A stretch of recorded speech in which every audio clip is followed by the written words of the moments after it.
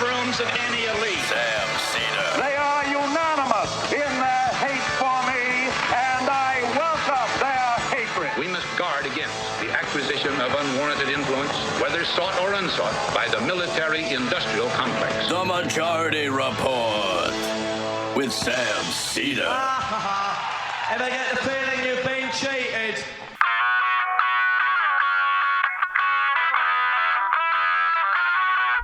It is Thursday, January 16th, 2020. My name is Sam Cedar. This is the five-time award-winning Majority Report. We are broadcasting live steps from the industrially ravaged Gowanus Canal in the heartland of America, downtown Brooklyn, USA.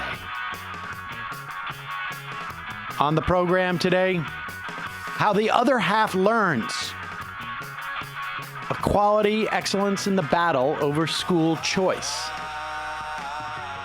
Robert Pondiscio. Also on the program today,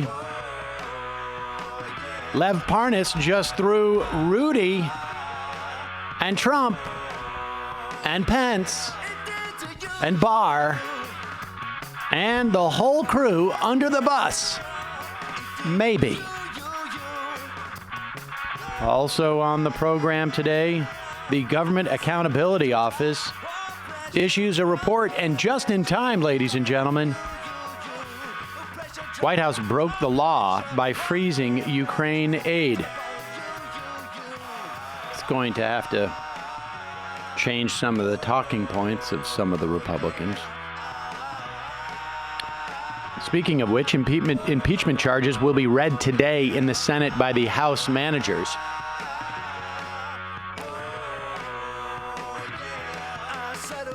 In Virginia, the Virginia legislature has approved the ERA meeting the constitutional amendment threshold across the land. However, now Congress will probably have to extend the deadline.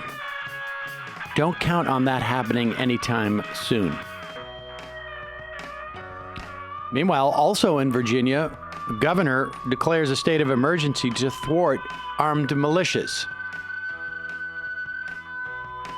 The Afghanistan Inspector General says the war and its reports from military and civilian leadership plagued with lies. A federal judge stops Trump's waivers to block refugees entering to the states. Sorry, Texas, you just got messed with. And Mark Pocan endorses Bernie Sanders. All this and more on today's program. Ladies and gentlemen, welcome to today's show. It is a Thursday. As you know, Michael is out of town. And what will happen today is we're going to play this interview I did with Robert Pondiscio. He is a guy who works at the what institute was it? I can't remember now. The Fordham Institute. And the Fordham Institute is a pro-charter think tank. Pondiscio himself is also a pro-charter. He wrote an interesting book about after being embedded at Success Academy, which is the premier charter in New York and maybe the most famous one in the country. That's the one that they made that movie about. I think it was Waiting for Superman. And then there was other movies that basically showed how much propaganda Waiting for Superman was that followed in its wake. And this is a long interview. I recorded it the other day. His phone doesn't sound fantastic, but it sounds good enough. And I mean, I have to say, you know, and I think I addressed most of this to him. But what is fascinating about this interview to me, in addition to his I guess admission that charters aren't necessarily better. Well, let me rephrase this. there's a lot of things, a lot of questions as to why charters perform better sometimes. And there's also questions as to how we measure whether someone measures better. What are the metrics that we use to determine this? And we get into this. But what's fascinating to me is throughout this interview, I want you to listen carefully because we talk about this in other contexts. But I believe sincerely that Pondiscio does not believe he has an ideology about these things. I believe sincerely, I think he is sincere when he says, like, look, I'm just interested in how people learn. Well, he will say that and will not necessarily address broader policy questions, but will make broad sort of assertions or arguments of principle that necessarily have policy considerations. And I didn't want to get too bogged down with that, but I think if you listen to this, you will hear that. You will also hear what I think is the fundamental element of people who think they don't have an ideology and for whatever reason are just not examining certain questions. Much of his work is about coming to the realization that the way Success Academy succeeds is a function of not necessarily cherry-picking students, but cherry-picking parents. And at one point we go back and forth, and I touch on this with him, but I want to make sure that you focus on this and catch other instances where he does this. He says, well, there are some parents who they don't want to get with that program.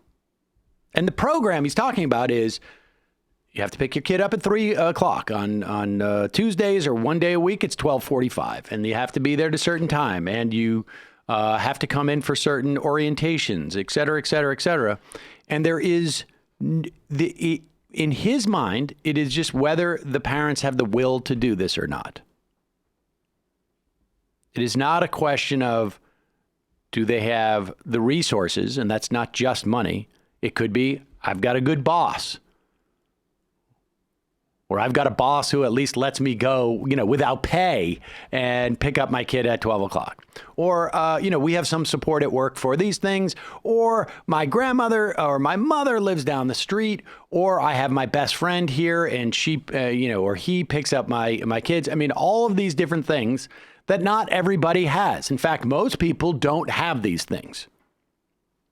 And then we're talking about largely a population, at least in this instance of what he's discussing, are people who don't have the financial resources to make up for it. So it's very important to listen to this very carefully. And then keep in the back of your mind that Success Academy is an outlier in terms of performance with charters. And ultimately, it boils down to one question he has, one debate. And so I think you'll find it interesting. Later in the show, for the fun half, old Matt will be here. Matt Binder from Doomed will be here to do the fun half today. But before we get to any of that, you're all aware of the moment where Elizabeth Warren went over to talked to Bernie Sanders after the debate the other night, and Bernie Sanders put out his hand to shake her hand, and she did not accept that. She said something to him. He, responded with a hand gesture that I have to report is a Krav Maga gesture, which makes it look like you're not going to fight, but then you strike a blow. And it ended. And people wondered, what were they talking about? Besides, that hanger-on Tom Steyer, who was just sort of hanging around in the shadows. Like, hey, can I get an autograph? Well, it turns out that microphones were not cut. Or at least they were cut in terms of, imagine going out to broadcast. But they were still running, being recorded. And CNN has released that audio. It seems to me you should release all the audio then. I want to hear what the conversations the other people are. Yeah, just put it online. Put the archive online. Open media. Exactly. But The point is that there is a lot of value for a lot of different constituencies here to have Elizabeth Warren and Bernie Sanders in a battle with each other. Here is the audio. We will run this now. I think you called me a liar on national TV. What?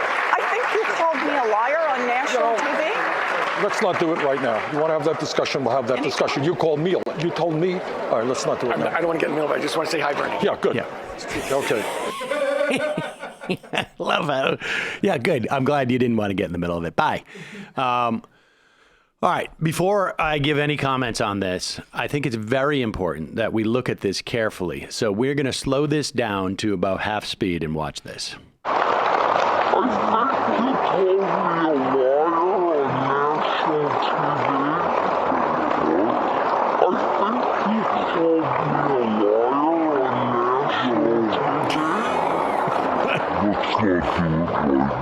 Look at Tom Steyer. He's looking back and forth. Oh, this is uncomfortable.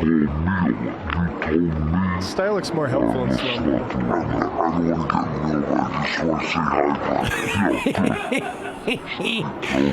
I mean, look, folks, I can tell you, there's all sorts of conjecture. She knew that the microphone was on. She went over there to talk it, to get it recorded. I mean, if that's the case, then what you should do is come over there and go, Bernie, you're lying. And that's really upsetting. That's what you say if you've planned that out. Okay. I have been on the set. Every time I walk off the set of MSNBC, I am still wired. And it never occurs to me that somebody's recording it. But it's quite possible that they are. But I talk much freely, I can assure you, after I walk off the set, whether it's to myself or to others. I don't think that they were aware the microphones were on. Maybe she was aware that she wanted to come across and address that. But look, here's the bottom line. No matter what you think the scenario is as to why this happened, and there are multiple ones. She couldn't control the leaks of those 4 people. She had told them contemporaneously. And then she weaponized it. Or then she just didn't want to tell a lie. Or then whatever. Or you could come up with the idea that it was the plan from the beginning. You could believe that Bernie said that, said something. We're not clear because she's never actually given a quote as to what was said. It was just that she expressed that she thought a woman could win. That's in the past tense. So she wasn't really expressing what she expressed in that moment. And he disagreed. So we don't even know what he disagreed with. But even if you take the position that Bernie Sanders never, despite all of his history and despite waiting for Warren in 2016, never, ever believes that a woman could ever win the presidency in the history or the future of America. And even if you believe that Elizabeth Warren weaponized this on purpose, the bottom line is, if you are supportive of Bernie Sanders, the best thing to do is what Bernie Sanders and his campaign is doing, which is to not take the bait. It is to not take the bait. Everybody now can see the performance of both of these people in this scenario. And the bottom line is that to the extent that you feel that this was a strategy by Elizabeth Warren, I happen to think it was, at least at one point. I'm not sure when they decided to weaponize it, but they had 8 hours to respond to those leaks. And she doesn't have to lie, but if she wanted to it not to explode, she could have lied. Even if she was mistaken in what her belief was, or even if she was absolutely right, she could have lied. And that, in my estimation, would be not a very big deal in terms of anything.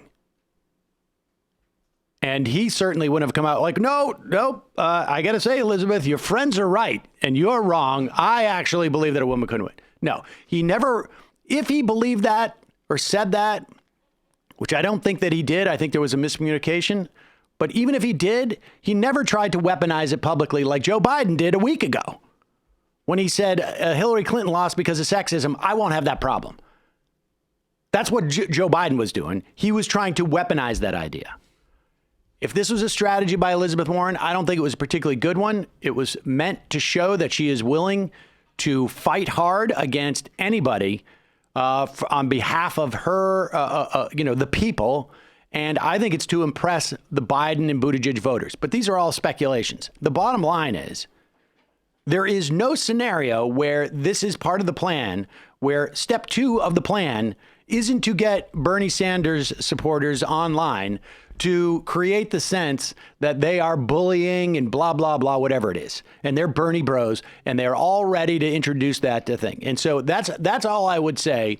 If you want to help Bernie Sanders, do what how many more 25,000 new people did? Yeah, reporting from Wall Street Journal, Eliza Collins says, speaking to supporters in a live stream, Sanders says in the past 2 days, the campaign has raised roughly $4 million from 200,000 contributions, 25,000 of which were new donors. Or go make phone calls like I'm doing this weekend. Or if you have the ability, go to Iowa, go to New Hampshire, volunteer.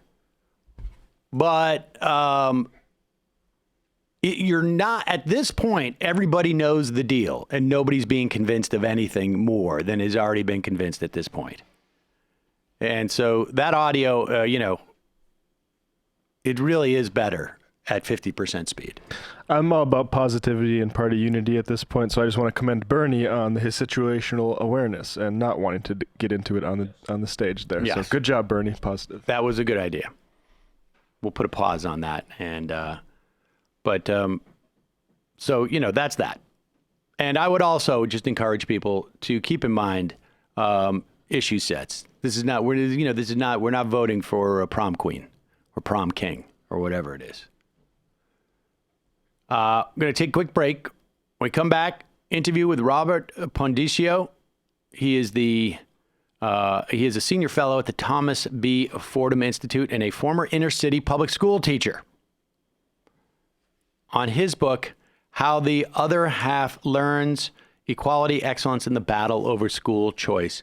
We'll be right back after this.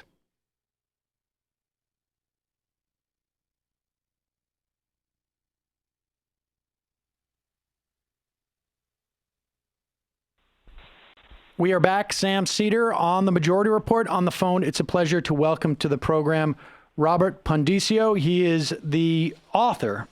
He is a senior fellow at the Thomas B. Fordham Institute and author of How the Other Half Learns, Equality, Excellence, and the Battle Over School Choice.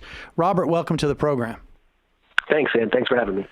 So I got to say, I've done... And the past couple of years have been a little bit of a distraction of pursuing a lot of interviews with education writers, thinkers, educators themselves, of which you are all three. And for the most part, I have to say, that the probably the overwhelming majority of those folks over the years have come with a pedigree of charter skepticism. And so let's just, for the audience, because the Thomas Fordham Institute is associated with pro-charter sentiments. I think you started your year of reporting on Success Academy as an embed, coming from that perspective, but you also spent almost half a dozen years as a public school teacher, or not all, that may have what led you to those. So just talk for a little bit about what your expectations were going into Success Academy, and just sort of, broadly, what your perspective on education and particularly this question of education reform and charters, et cetera. Sure. Yeah, no, it's a fair question. And in fact, I think I spent the first chapter of the book kind of laying out my own, educational journey and my perspective, just because I think as a writer and a reporter, I need to be, candid with readers. I was a mid-career switcher. I had a whole other life in the media business till about age 40 when I signed up for the New York City Teaching Fellows, a so-called alternative certification program here in New York City. And that led me to be a public school teacher at PS 277, which is then and now, I believe, still the lowest performing school in the lowest performing district in New York City, but obviously a traditional public zone neighborhood school. And yes, also true, I work for the Fordham Institute, and I'm a part-time charter school teacher now, so I guess my ed reform credentials are in good order. I tend to be supportive of things like standards and assessments and charter schools. That said, what makes me, I think, somewhat different from folks who get involved in these kind of, Nike versus Reebok, Burger King versus McDonald's fights over whose model is better, is the fact that, that I am still a teacher. In other words, where the arguments about charters, both for and against, and ed reform for and against, tends to be about structures, things like charters, data, teacher quality, testing, etc. I tend to be the guy who says, hey, can we talk about what the kids do all day? In other words, the issue that I write most frequently about is what happens inside of classrooms, about curriculum, about instruction, pedagogy, classroom culture, etc. I would argue that transcends a lot of these arguments. That's one of the reasons that we, have charter schools is for them to be laboratories of innovation, so to speak. Hopefully there's some lessons we can learn from those schools that we can apply to K-12 at large. So while sure, I'm unabashedly pro-charter, that does not mean that I'm one of those folks who says if everybody's a charter, or if every school was a charter, then every school would be good. It's obviously a lot more complicated than that. Great. And so let me ask you just a couple of questions, and let me just start with that notion of charters as a laboratory for innovation, because I think, ultimately, or I should say initially, charters were roundly embraced. I think they may have come out of the teachers union movement or educators. Yeah, I think that's right. Or at least I don't know if that came out of the teachers union. I mean, they started in Minnesota almost 30 years ago. But I think what you're alluding to, and you're correct about, is Albert Shanker, the legendary head of the American Federation of Teachers, was an early charter proponent. So, there's not always been historically antagonism between teachers unions and charters, nor has there been historically what we have right now, where Republicans tend to favor them and Democrats have become fond of joking that there's two basic camps within the Democratic Party: those who hate charters and those who really hate charters. Right. Well, I mean, I think that's largely true. Although there were elements certainly of the Obama administration that seem to be significantly sympathetic. That's my point. I mean, No Child Left Behind, less than 20 years ago, was bipartisan legislation. It was supported by both Bush and Teddy Kennedy. So there was broad bipartisan support for the whole ed reform portfolio, charter schools, testing, standards, etc. The fact that it is fractured so much along partisan lines is very recent innovation. Right. And like I say, also the Obama administration as well. I mean, race at the top was largely influenced by that. Well, that's exactly right. Let's also just talk about this idea of education reform movement. It was largely, well, you tell me if I'm wrong about this, but one of the biggest forces that was pushing education, the education reform movement, as it was called, was the Gates Foundation that invested close to $1 billion in some very limited, localized experimental stuff, but of course, supplemented that with other programs.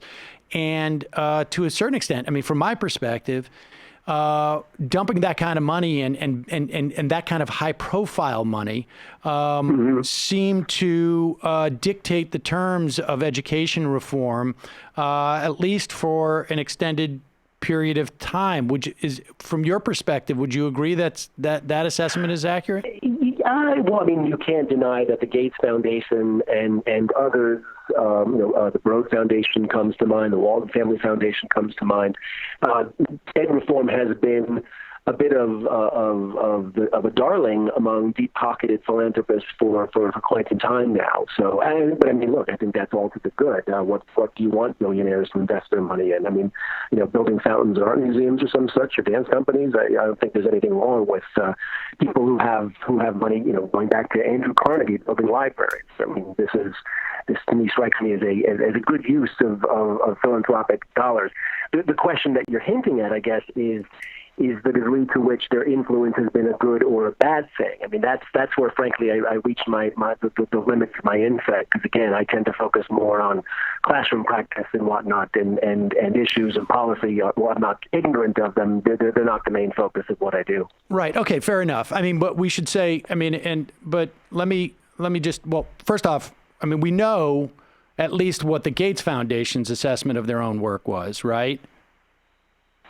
Yeah, well, I mean, you may know more about it than I do. I mean, they back when I first started getting involved in ed reform, one of their big issues was these small high schools, where they would take, these massive high schools like the ones we had in New York City, break them up into small schools. Then they walked away from that effort thinking it had been unsuccessful. I don't want to get this wrong, because this is not data that I'm really conversant in, but my understanding is those schools proved to be a little bit more successful than initially thought. So that speaks to a larger problem in education that transcends all of this, which is we tend to get whipsawed around by the shiny new thing and not stick to things that are tried and true. Okay, I mean, I only ask because there was, back in I think it was in 2018. The Rand, the Gates Foundation hired the Rand Corporation to assess their work, and it was bad.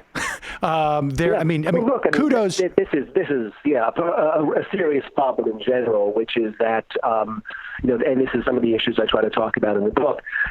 Anybody who walks into any of this, regardless of your perspective, traditional schools, charter schools, pro-reform, anti-reform, thinking that they have the answer, well, this work will humble you very, very quickly. Indeed, and I think that's one of the things I appreciate about your book, is that it's very nuanced. But I think, I only bring this up in the context of so that people can have the basis, because I do want to talk specifically more about the book and what you found. But the Rand Corporation basically found that the plus $700 million, almost $800 million that the Gates Foundation dumped into their experiment was basically a waste, except for the fact that it showed that their perspective was wrong. And I think the Rand Foundation, more or less ended their report with, it's clear we should listen to educators, of which you are one of them.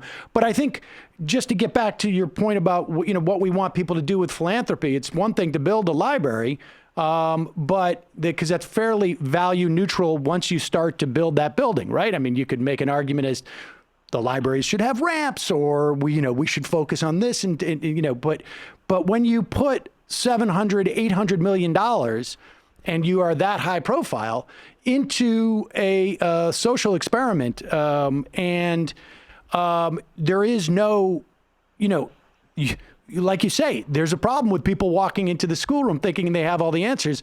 Well, this isn't just one person walking in. It's it's a foundation with a ton of money, a billionaire, and it will dramatically change the trajectory of school, of the ideology of teaching, as it did for, as far as I can tell, over a decade. And we're now, in some respects, unwinding from some of that, from my perspective. Look, these are ideological points that I have some feelings about, but not strong feelings about.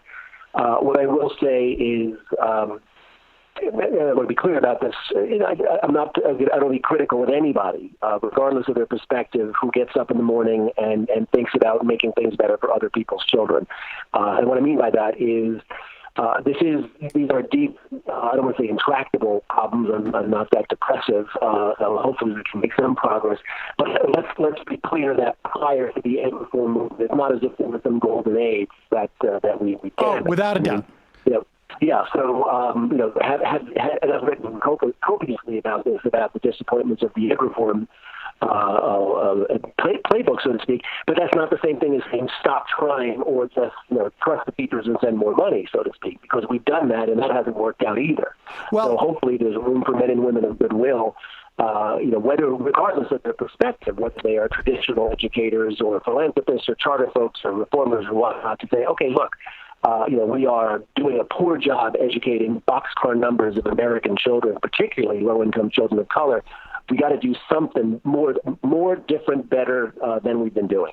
And I would agree with that. Like I don't fault people for trying, but it occurs to me that perhaps maybe we need a more of a democratic process if we're going to wage such experiments with public education. And I guess but yeah, fair enough.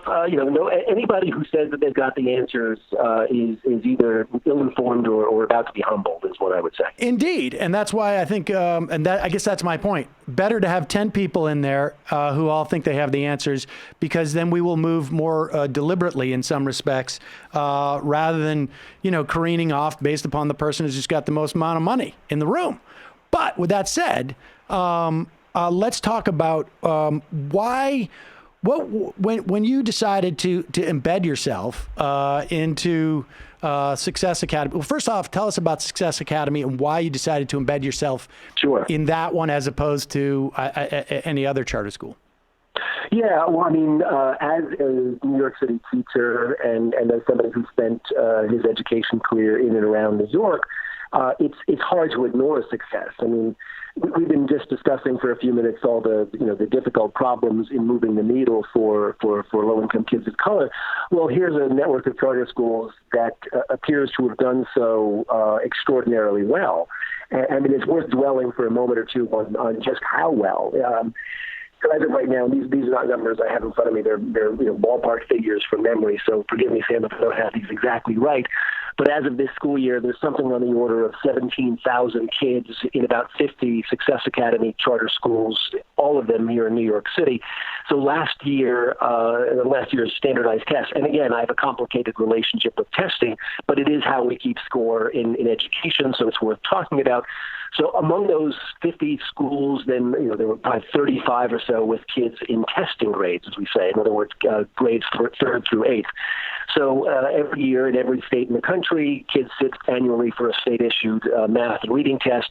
Well, in the very lowest performing one of those schools, something like 90% of the kids were on grade level. In the very worst performing of those 30-some-odd schools, 85% of the kids were on or above grade level in reading, and mostly way above. So in other words, if this were a standalone school district, it would be by far the highest performing school district in the state of New York, including wealthy suburban districts like Scarsdale or Jericho or some such.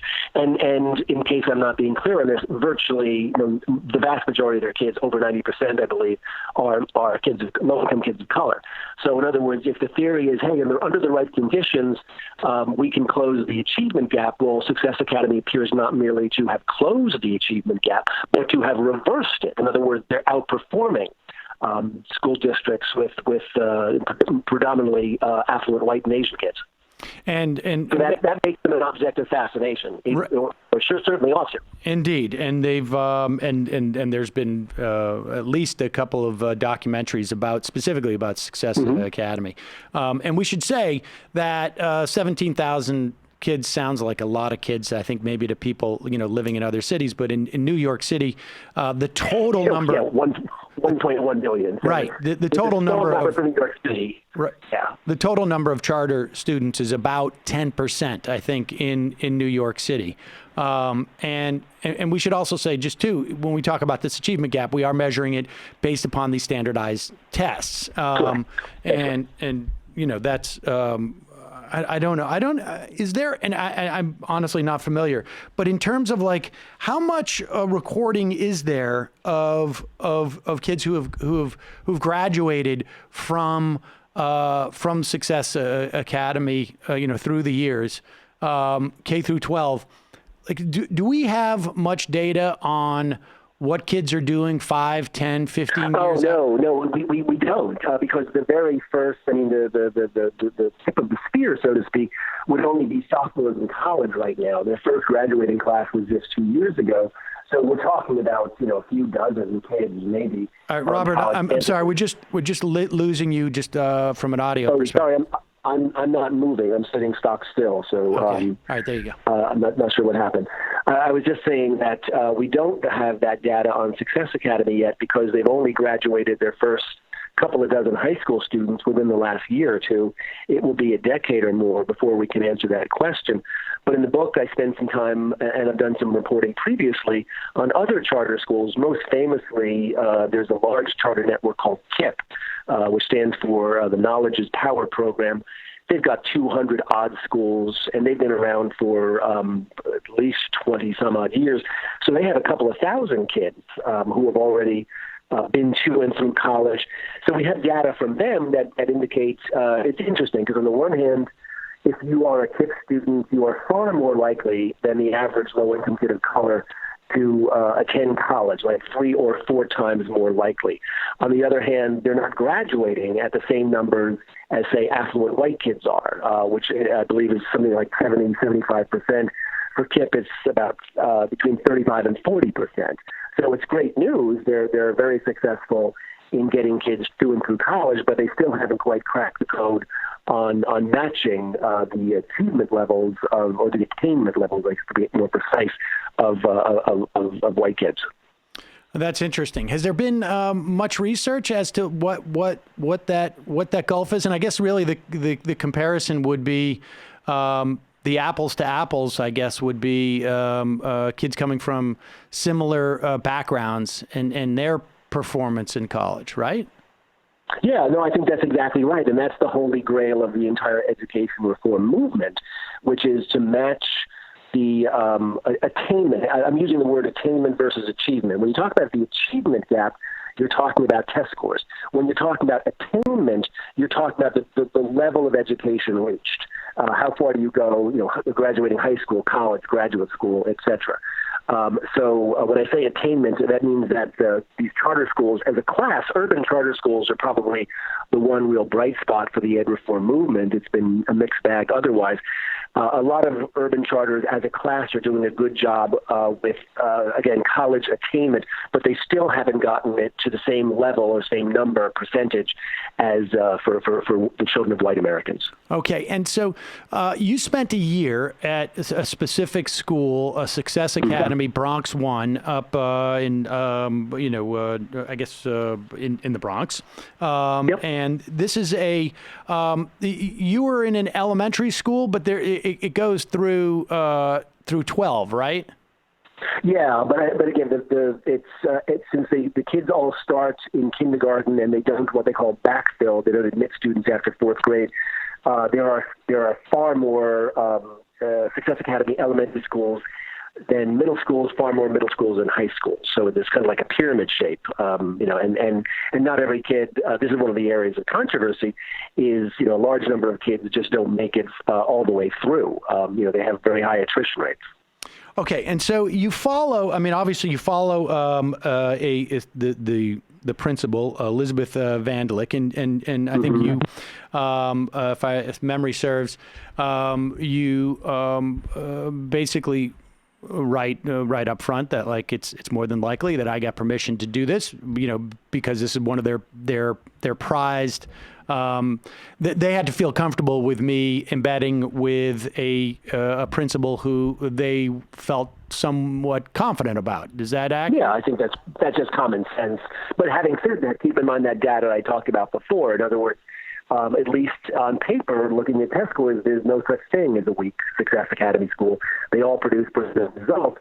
But sure, it stands to reason that they wouldn't have let me embed in a school that they were less than confident that was worth, that was going to show them in a good light. That said, it was a struggle for this school that year. And I should also say one of the reasons that this school was chosen for me as a writer, it's literally across the street from where I was a student teacher in the Department of Education, and not far, a few blocks away from where I taught 5th grade for a few years. So I know the neighborhood, et cetera. In other words, they are successful in a neighborhood where I and many, many others have been less than successful. What was, we'll get to that, but will you just also just give us a little background in terms of just for people who don't know. So the Success Academy was started by, where Ava Moskowitz was the first educator brought in. It was started by 2 hedge fund guys, John Perry and Joel Greenblatt.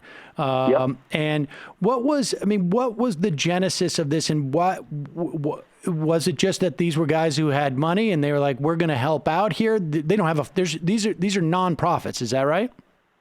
Yeah, charter schools are nonprofits. They are tuition free. So there's a misimpression out there that these are private schools. That's not the case. You can't charge tuition when they're oversubscribed. You got to admit kids by lottery. But Petrie and Greenblatt. And Greenblatt specifically, there was a terrific article going on 20 years ago. This is the first time it was on my radar screen, where, speaking of public schools, Greenblatt was interested in a program called Success for All, which was a whole school reform idea, and paid a boatload of dough to have it implemented in a New York City public school out by Kennedy Airport out in Ozone Park, and it was quite successful.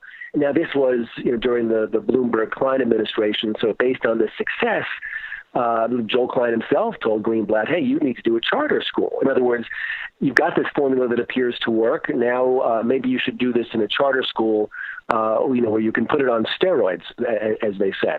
And that led, and then in comes Petrie, who was interested in starting a charter school.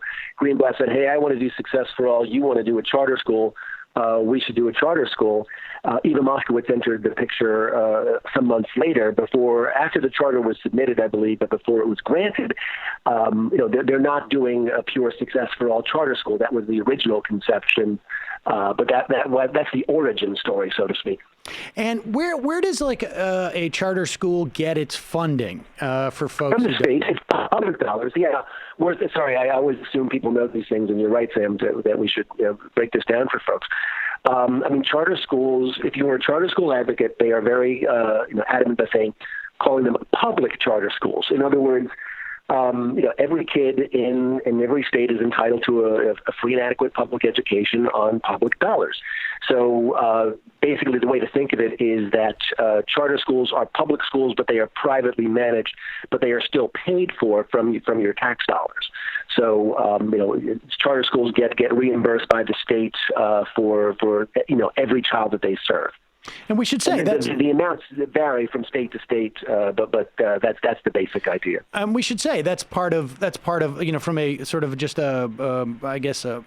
maybe a rhetorical, maybe from an ideological perspective, that's part of the one of the big questions. What constitutes that's one of the criticisms for sure. That's one of the criticisms. I don't mean to. On the other hand, government services are privatized, as it were, all the time. There's government contractors doing all kinds of the public's business. Indeed. The question is what makes it public? What makes a public school public? I mean, Betsy DeVos, was on record as saying she has no problem with public education. She just has a problem with public schools, which would mean that the public pays for the schooling of people, whether that was I'm going to fund vouchers for people to go to a parochial school or to a private school or whatnot. And I just want to make this clear for people. I'm not trying to make a to make a point here, but there are various models too, wherein, for instance, to what extent the public has oversight of different charters, right? I mean, will you just walk us through the different models that exist in different states? This is another criticism that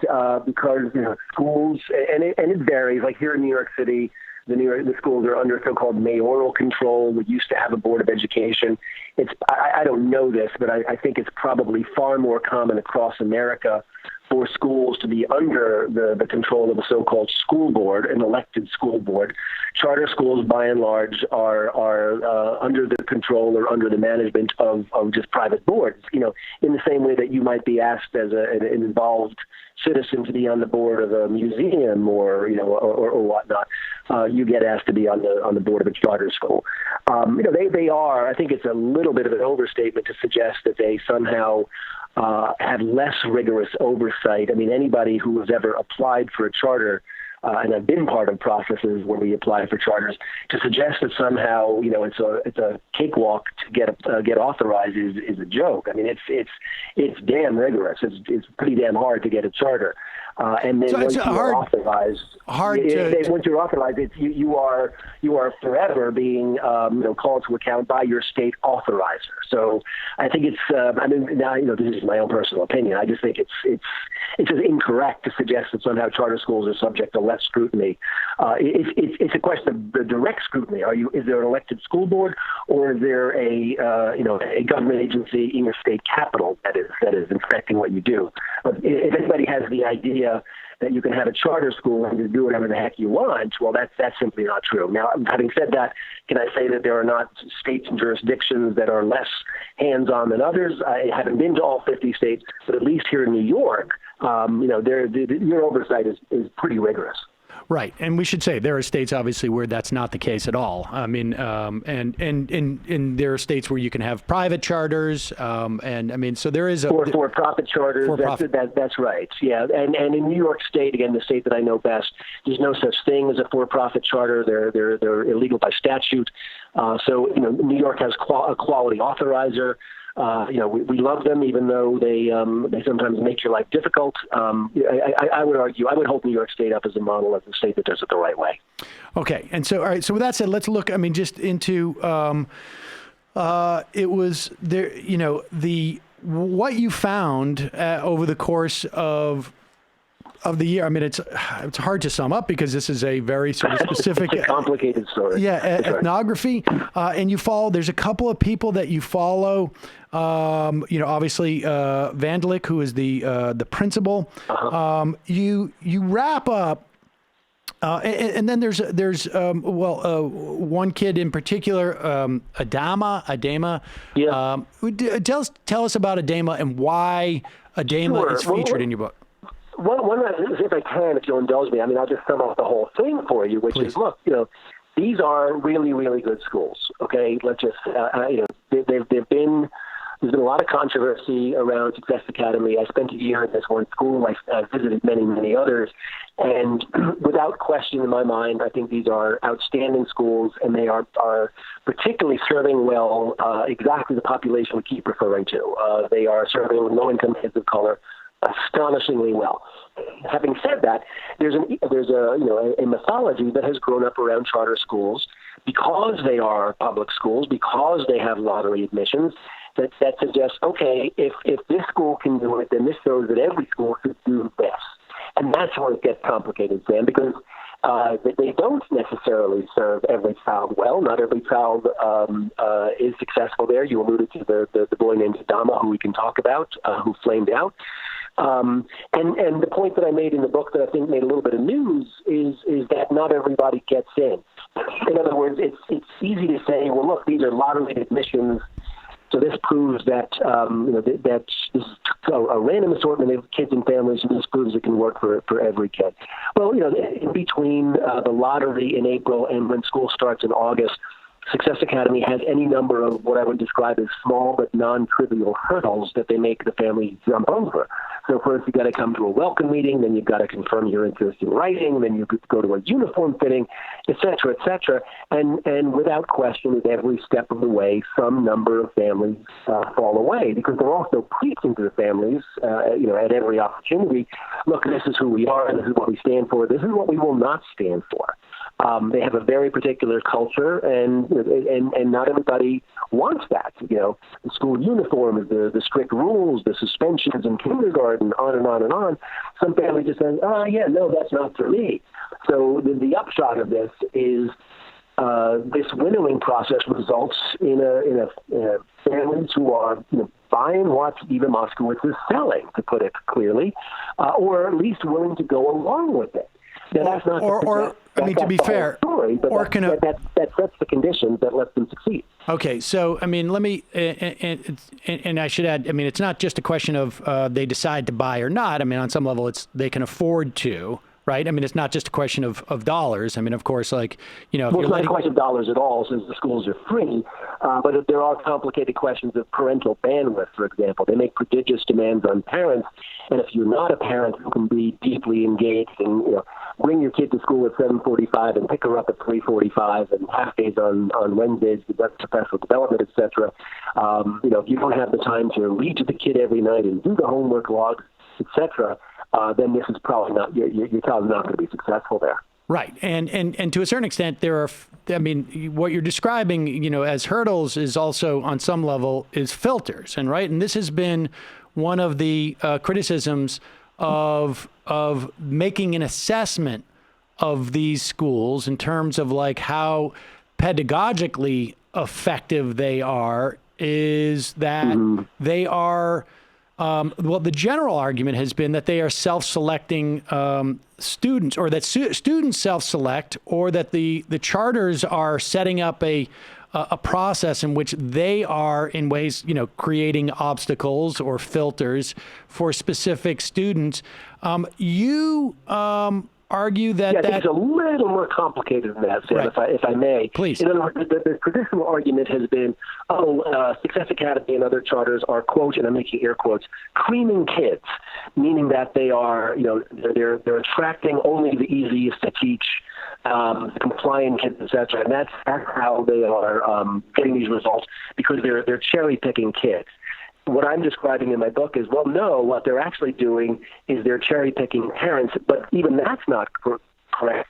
They're creating a mechanism for parents to cherry-pick themselves, so to speak. I mean, and I'm not Eva Moskowitz or Success Academy's cheerleader, but one undeniable fact here is they're setting up this mechanism for low-income families of color to choose their way into a school, and with that, they are getting scores that are better than the gifted and talented programs in New York City, where the city actually does the picking itself. So if you want to say that, it's just this cherry picking, well, then you need to explain how they're getting numbers with families who are lining up for it that are better than what the city is getting when they cherry pick. Right. And just so that people don't, in New York City, you can take your kids when they are in pre-K, in kindergarten, first, I think up to second grade.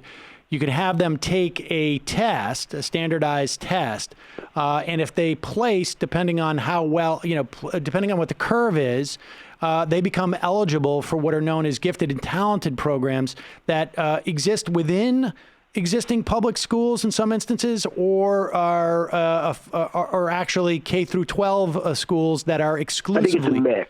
Yeah, I think there's some standalone schools like Hunter. There's some gifted and talented programs like the Anderson and Nest and whatnot. Yeah, New York City people fetishize these schools to an unholy degree. That's right. Yes, and there are some that are actually exist within existing public schools. That's right. And they're increasingly falling out of favor. It appears just from, I don't know the data on this, but just from it's a sense I have. Let's put it that way. I think on the left, they've fallen out of favor on the left. I think on the right, they're still very much not out of favor. Right. Okay. Fair enough. If I may broadly oversimplify. But let me just this notion of cherry picking. There is a mechanism in which you pick cherries, which would be, I'm going to look around at the cherry tree, let's beat this metaphor into the ground. I'm going to go around and I'm going to hand select each cherry, and I'm going to pull that off the thing. And that would be the equivalent of I think on some level, what we're seeing with gifted and talented in terms of students, right? You take a test.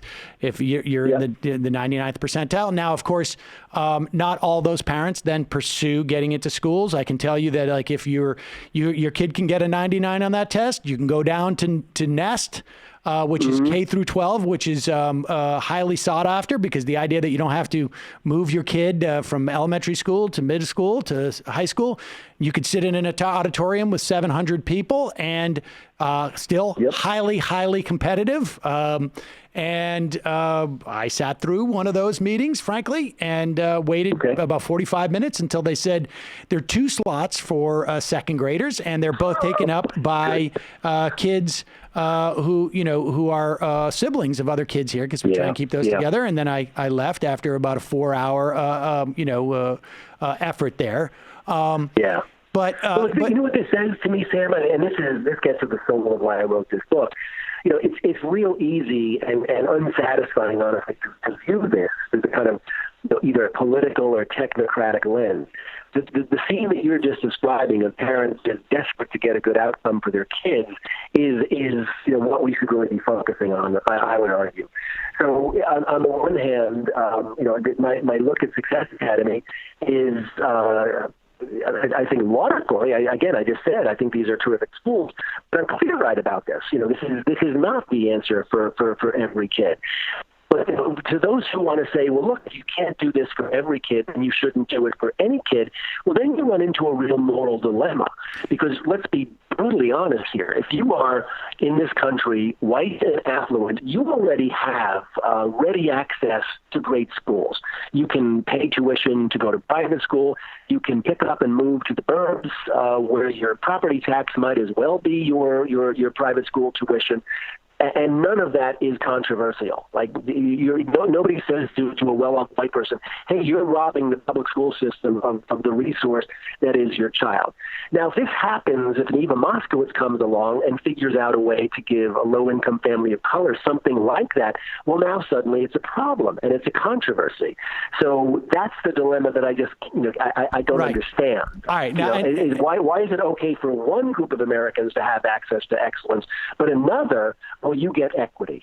Right, and actually, I was that's jumping ahead a little bit. I promise you, I have that page 332 open right in front of me, where you make that very argument, and I think that is. But let me just just back up a little bit to get to that point, because there's a couple of assumptions I think that are embedded in that the scenario that you're drawing there that I think are really the ones that need to be examined, because when we talk about the cherry picking. Again, I can go around and I can pick specific cherries off a tree, or I can develop a mechanism in which I shake the tree and I have a sieve at the bottom, and only certain cherries get through. And to a certain extent, I think that's what you're describing in terms of the cultural cachet, if you will, or the what do they call it? The non-financial sort of capital, I guess, that these parents have. They either, maybe it's just coming from within them and they're like, I'm going to make this work, or maybe they have more family support, and so they can pick up the kids at 12:45 on a Wednesday as opposed to 3:45, or they can do it at 3:45, or they have mechanisms to take care of the kids at 3:45, or whatever it is. They have the ability to take time off, like I did, to go down, because I have the ability to go down to that Nest meeting, and I know a lot of parents didn't. They didn't have the time for it. Now, part of it is they're not as motivated. And then I think you raised the question of why, when we do have these opportunities for wealthy people, and I would contend that there's actually a growing awareness how problematic it is, that certainly I've spoken to people about it, about what's embedded in those choices when a wealthy person either heads to the suburbs or moves to a wealthier part of the city, and has access to these schools and the better public schools or the private schools, whatnot. And then the question, as you put it, is, well, I mean, I don't need to repeat it too much, but it's like, if Moskowitz has created something like the poor man's private school, means for engaged and ambitious low-income families to surround themselves with like-minded souls, raising their children in a cocoon of high expectations and academic achievement in places where it has seldom existed, many will likely applaud the effort and share her view that it is, in fact, serving the cause of equity and working for a common good. It would be dishonest to pretend that success is not a self-selection engine, but it's equally dishonest to close to cruel to deny such families the ability to self-select in the name of equity. And I think that's ultimately the point you're trying to make. And I think that's right. I would agree that dynamic in and of itself is not political, but it's political choices that lead us to that point, A, and B, that does not necessarily mean, why, if we as a society want to come to the solution of we want to allow people who have the ability to engage in the way that these parents have the ability to engage in getting their kids educated, Why couldn't, let me ask you this, why couldn't we do that with public schools? Let's just put it for a second. We're going to take it out of politics. From a sheer mechanical standpoint, why couldn't we do that with public schools? Well, there's this assumption, I think, and tell me if I'm misunderstanding you, that if we just got the curriculum right, the instruction right, the resources right, the funding right, then every school would be perfect for every child. No.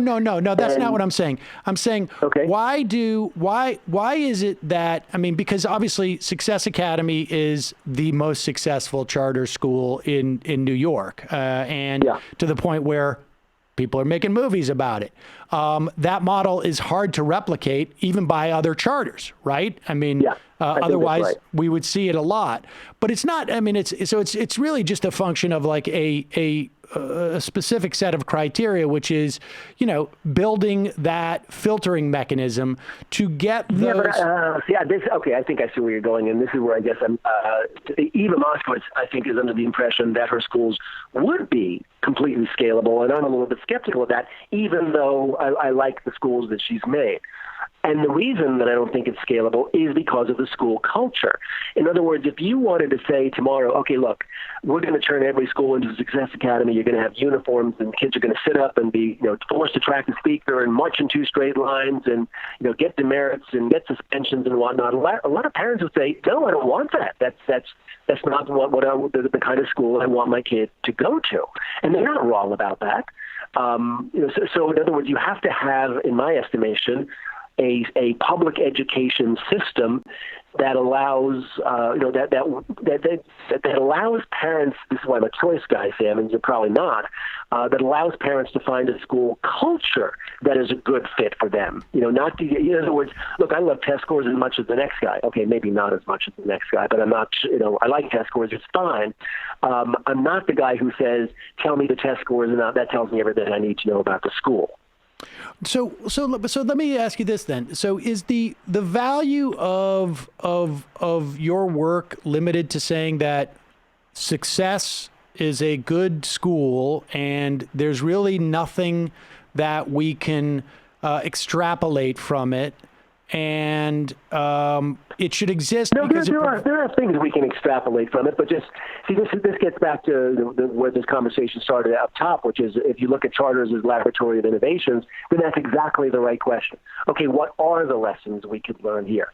Now, cheerleaders for success will say, okay, this is what it should be. Every school should be this way, and I'm saying, no, not quite. But that does not mean there's no lessons. And this is going to get somewhat technical, but if you'll indulge me, one of the things that I think is and should be taken from Success Academy to every school is their curriculum.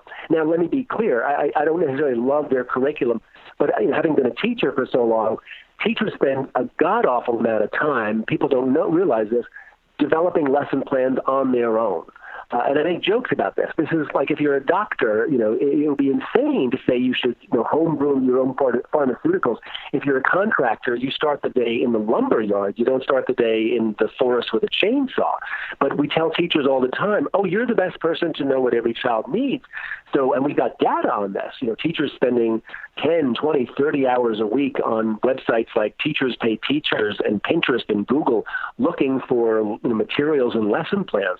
Well, they don't do any of that at Success Academy. They've got a curriculum, so the full-time job of the teacher is to get really good at delivering that curriculum. That makes all the sense in the world to me, and this is why they're able to take fairly young teachers, fairly inexperienced teachers, and get really, really good results because they've made the job doable for those people. So I don't want you to have the impression that there's no lessons. I just don't know that you can impose the Success Academy culture on those who don't want it. Right. Well, I mean, and it's conceivable that the curriculum that they develop there would be the best curriculum, but if you don't have the culture, maybe that curriculum doesn't actually produce the results that you're talking about. I guess what I'm asking is that there's a dismissal of of political questions and sort of the broader relevance of this. I mean, I don't really know anybody who has a specific issue with the existence of charters as much as. Oh my goodness! Do you want to meet them? Well, but wait a second. Let me finish. the problem is that it's seen that it is a distraction from, I mean, because you're saying like we should provide this option. Now, of course, there are, the argument that you're making is in the negative. That, in other words, that the argument that we shouldn't have charters is tantamount to saying that we shouldn't give people who are disadvantaged in terms of finances and in terms of just resources more broadly an opportunity, and that's not fair. And I would agree with that. But of course, there's a whole nother set of people who are neighbors of let's say, I mean, you write about him. King James, the kid whose parents blew it. And he had gotten into the school, and the parents they blew it. They didn't show up on time. We don't, I don't know what happened necessarily, but I mean, those kids are also sure. Now, it would be unfair to me to say like, well, to assess, that if you support Success Academy, then you're basically saying it's perfectly fair that King James doesn't get an opportunity at it. And of course, that's not the case. Not quite. And this is actually where I think I've gotten crosswise with some of my ed reform colleagues. Because, the story that we tell in ed reform all the time is, hey, look, when you've got a critical mass of charter schools in a city, well, that creates a rising tide that lifts all boats, so everybody wins. And I think that's naive and probably incorrect. I mean, I spent some time in the book talking about some of my former students at PS 277, and there were no charter schools back then, but if there were no Success Academies, I guess I should say, back then. But if there were, I can think of some students that I had then who would be the Success Academy kids from Central Casting. Their families would have them out of our school and into Success, in a nanosecond. And if I'm supposed to believe that would not have a negative effect on my school, well, I just don't believe that. And if the research suggests that, well, then I think we're just asking the wrong questions. But let me be really crystal clear about this. That's not the same thing as saying you therefore don't have a right to take your kid out and get them into a better setting for your kid. I think we have to be clear-eyed in both directions. We have no right to say to low-income kids of color, or only to them, Sam, no, I'm sorry, your child is a public resource. We need to keep you in this school because your kids make this school better. Because nobody says that to me. Nobody. But let me finish the thought, if I may. By the same token, I think we need to be clear-eyed that when you take engaged families out of kids, it's going to have a downstream effect, but that just means they're different settings, and they need different things and different resources and different styles of teaching, and we just need to be clear-eyed about that. Well, I mean, it's not like there aren't other options, though, right? I mean, we could, as a society, decide that we're going to finance education in a different way so that we don't get these kind of disparities. We could, sure. Well, I mean, I guess the point being is that, like, you're not done, right, in your work as a fellow. Like the idea that you found a school that is successful and has been able to achieve a culture that is successful for its kids, at least as measured by test scores, in the way that we talk about the achievement gap, as measured by test scores, but you don't think that culture is necessarily scalable or you could duplicate it, because we've seen plenty of evidence that doesn't happen, particularly like, this, you happen to go to the Michael Jordan of education, entrepreneurs, as it were. I mean, you're not done, right? I mean, like, what's the next step? If the answer is like for some of the kids, of students, some, not all low-income kids. In fact, the vast majority of, low-income kids still, because their parents, whatever, won't have that opportunity. And there's only so much Success Academy to go around. And we can't build an entire, what happens when Eva Moskowitz passes away? Well, I think what it implies to me is and it's interesting. I think I wrote this in the book. I walked in expecting to write a book about curriculum and instruction, because that's what I usually write about, Sam. I mean, I made this clear. I tend to write about what kids do all day. The thing that was surprising to me was that I ended up writing a book about school culture. And what happens, because this to me, at the risk of over-summarizing, the real magic of what happens at Success Academy is that every adult in a kid's life is pulling in the same direction, singing from the same hymnal, choose whatever metaphor you like, including the parents. So you've got administrators, teachers, office supply or support people, parents, etc., all presenting the same ideas to kids about academics, about excellence, about effort, etc. So the kids end up almost growing up in this high expectations environment, and that's super powerful. Now, here's the thing. That's difficult to scale and to impose. So the challenge, and again, this, I think, transcends the usual battle lines over traditional education or, ed reform and charter schools. We used to judging schools by their test scores, for example. We don't really have a vocabulary even around judging schools by their culture. And culture is a difficult thing, right? In other words, and we talked about it before, what I might want, it's interesting to compare this to what, rich parents in Manhattan do. So, a few miles from where I'm sitting are some of the most expensive private schools in America, places like Brearley and Dalton and Collegiate that charge $50,000 a year or more.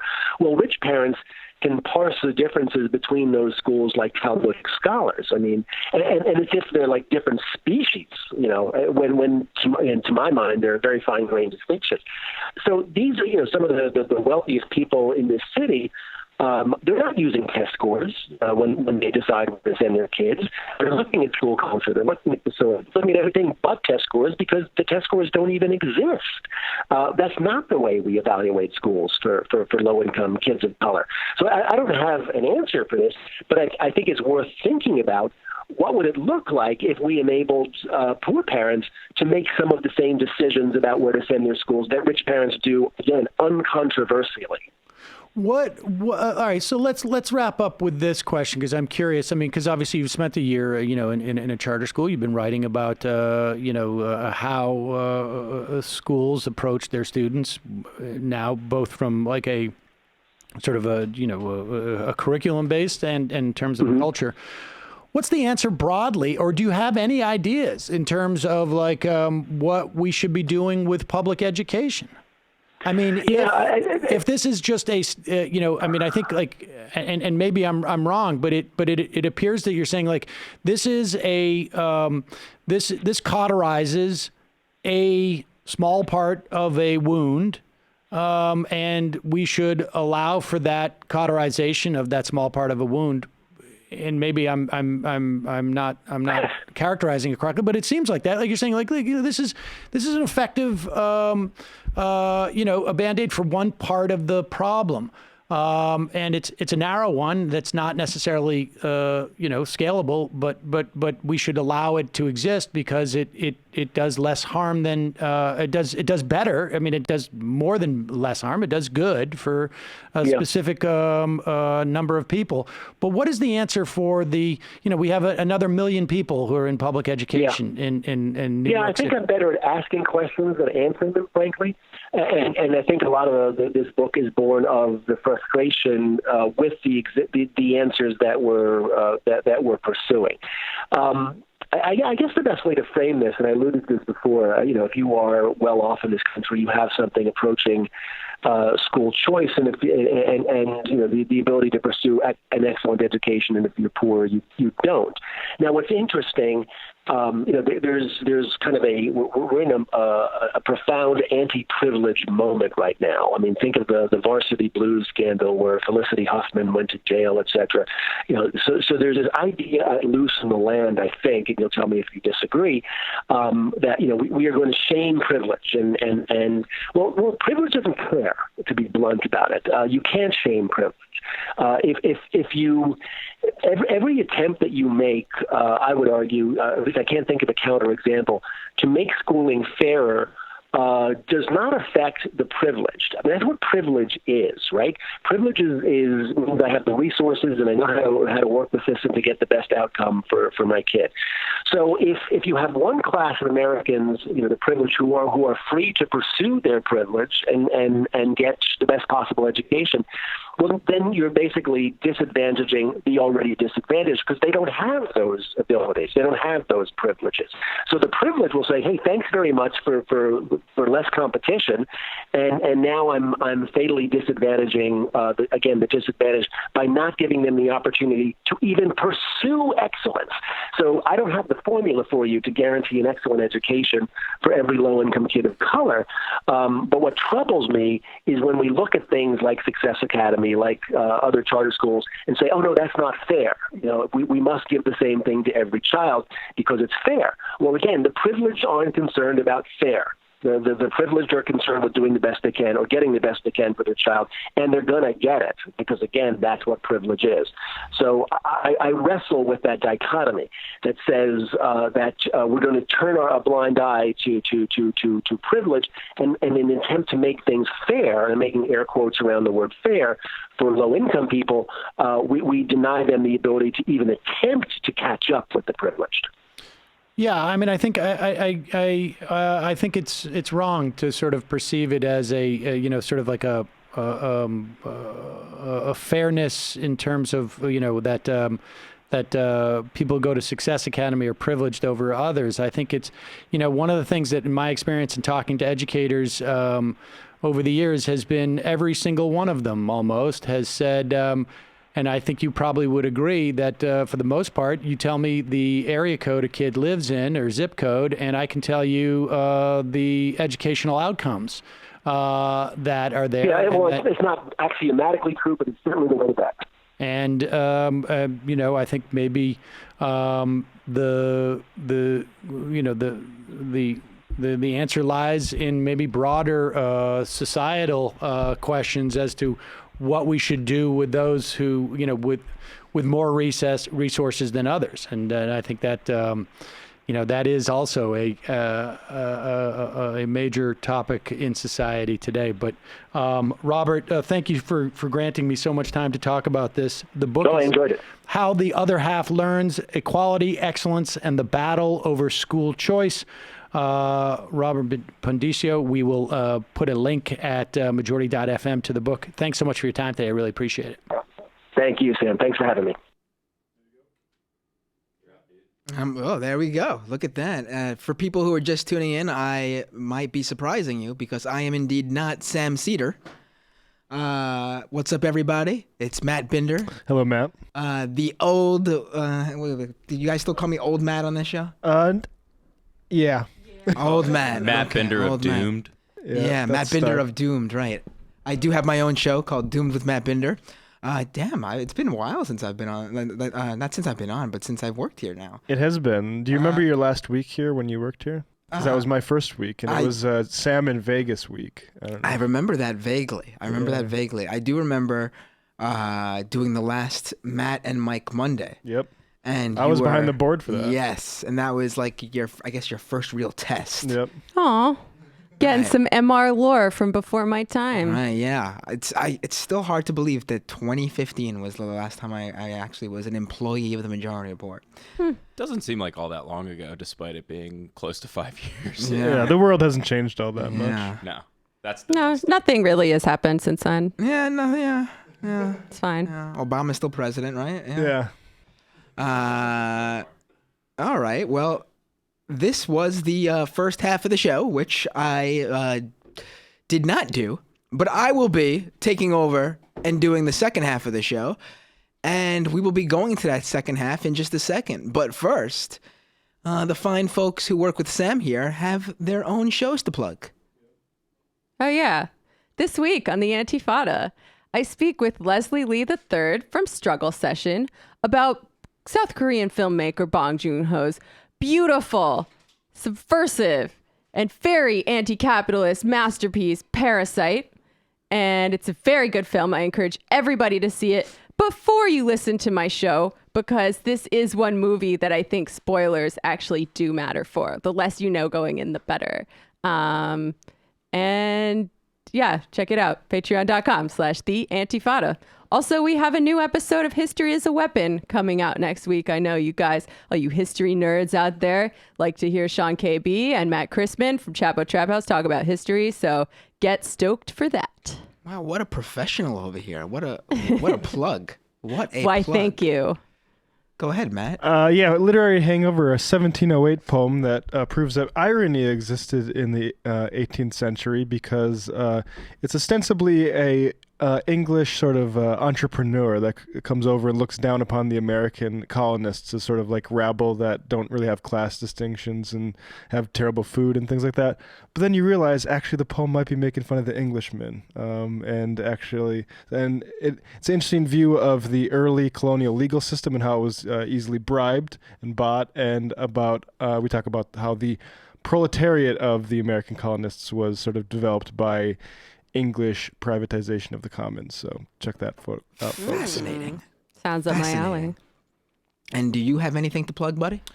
No, buddy. I got nothing to plug. Come on, you don't got any dates? No, nothing. All right, well, you can check out my show at doomedpod.com. Also subscribe to my YouTube channel at youtube.com/MattBinder. And I don't have any specific episodes to plug because unlike you guys, I don't plan that far in advance. So my shows just sort of happen when they happen. Other than that, I guess we'll be going to the second half of the show now, where I, old Matt Binder, will be your guide. I will be hosting and taking care of everything until the end of the show. So let's do it.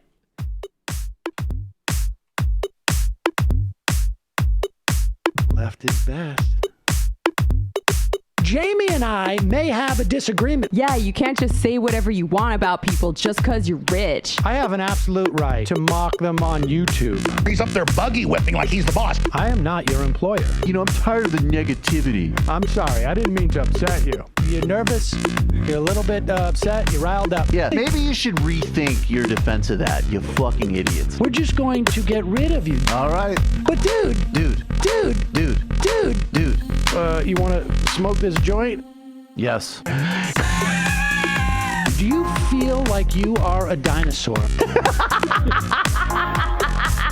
That's a good shit. Exactly. I'm happy now. It's a win-win. It's a win-win-win. Oh, hell yeah. Now listen to me. 2, 3, 4, 5 times. 847-906-501-457. 2, 38, 56, 27. 1/2. 5 8s. 3.9 billion. Wow. He's the ultimate math nerd. Don't you see? Why don't you get a real job instead of spewing vitriol and hatred, you left-wing Limbaugh? Everybody's taking their dumb juice today. Come on, Sammy. Dance, dance, dance.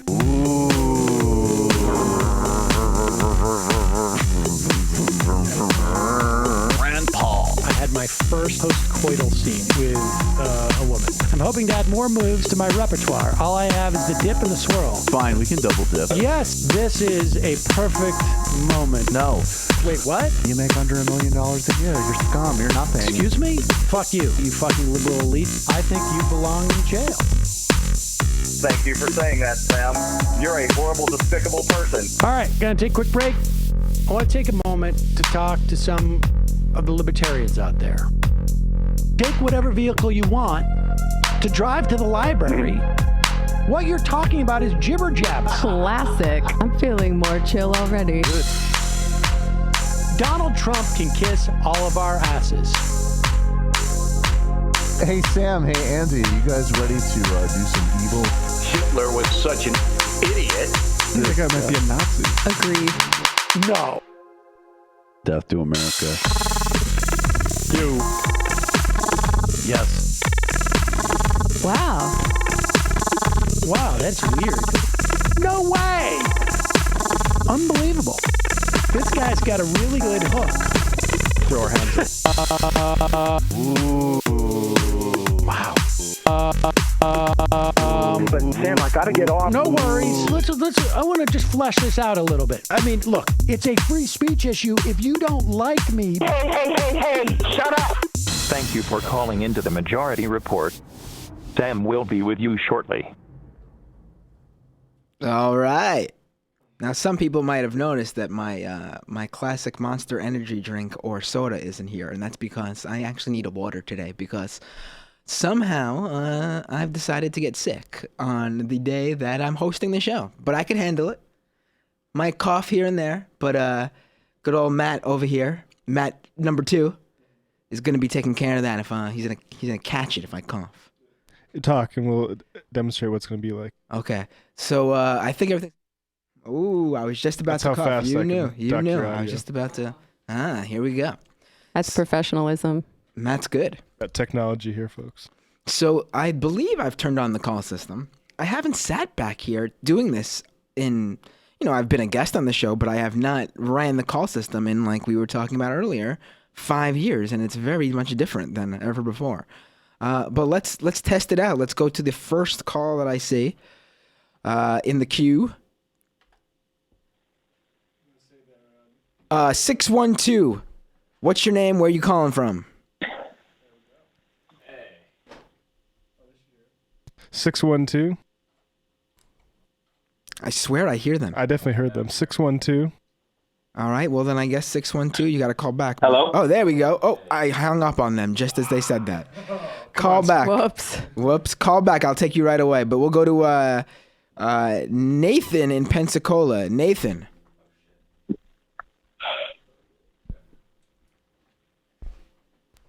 Nathan in Hello? Yeah, there. Hi, Nathan.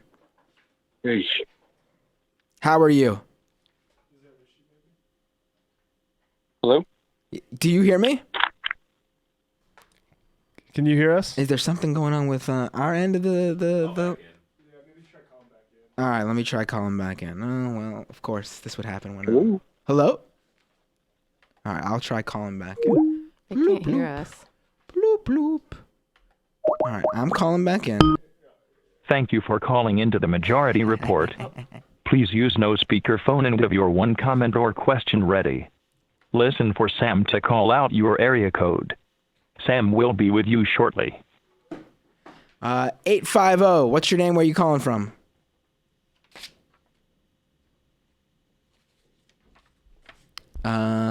Jeez. This is not going well so far. Let me, all right. Let's go to the IMs and then we'll come back to the phones. Are we in the... Oh, can you answer your... What's going on? Yeah, I'm not sure.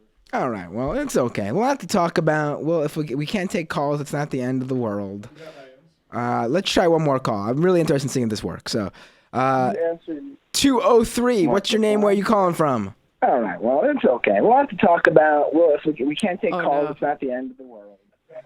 Let's try one more call. I'm really interested. You got to turn down the show. Boy. Sounds like there's in a the big background. What's your name? Where are you calling from?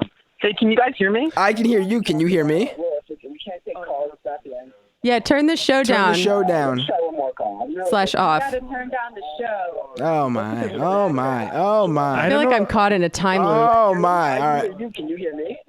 Hold on. I don't think that they can hear us when we talk to them. That's so bizarre. I don't understand what's going on here. I don't understand. I mean, the first thing I always try when technology doesn't work is I turn it off and then I turn it back on again. So if you can do that, Yeah. I feel like there's a 90% chance that it'll fix it. Well, let's just go to IMs. That way we get something going. It's not just us screwing around. H-Dub with a IM that's simply Matt! ! Thank you. I guess just assume that was for you then. Yep, that's maybe they wanted to. Pajama Boy says Matt Binder, more like Matt Boomer. I'm guessing based on the fact that we can't get this technology to work. Fair. JJ Cool says, "Hey, old Matt, I generally agree with Sam that we shouldn't play into the Warren versus Sanders narrative. However, I would like to hear one honest Warren supporter explain how she can enact meaningful progressive policy by alienating Bernie's base." Would you like to take this, Jamie, being that I assume you're the Warren supporter? I mean, she's not.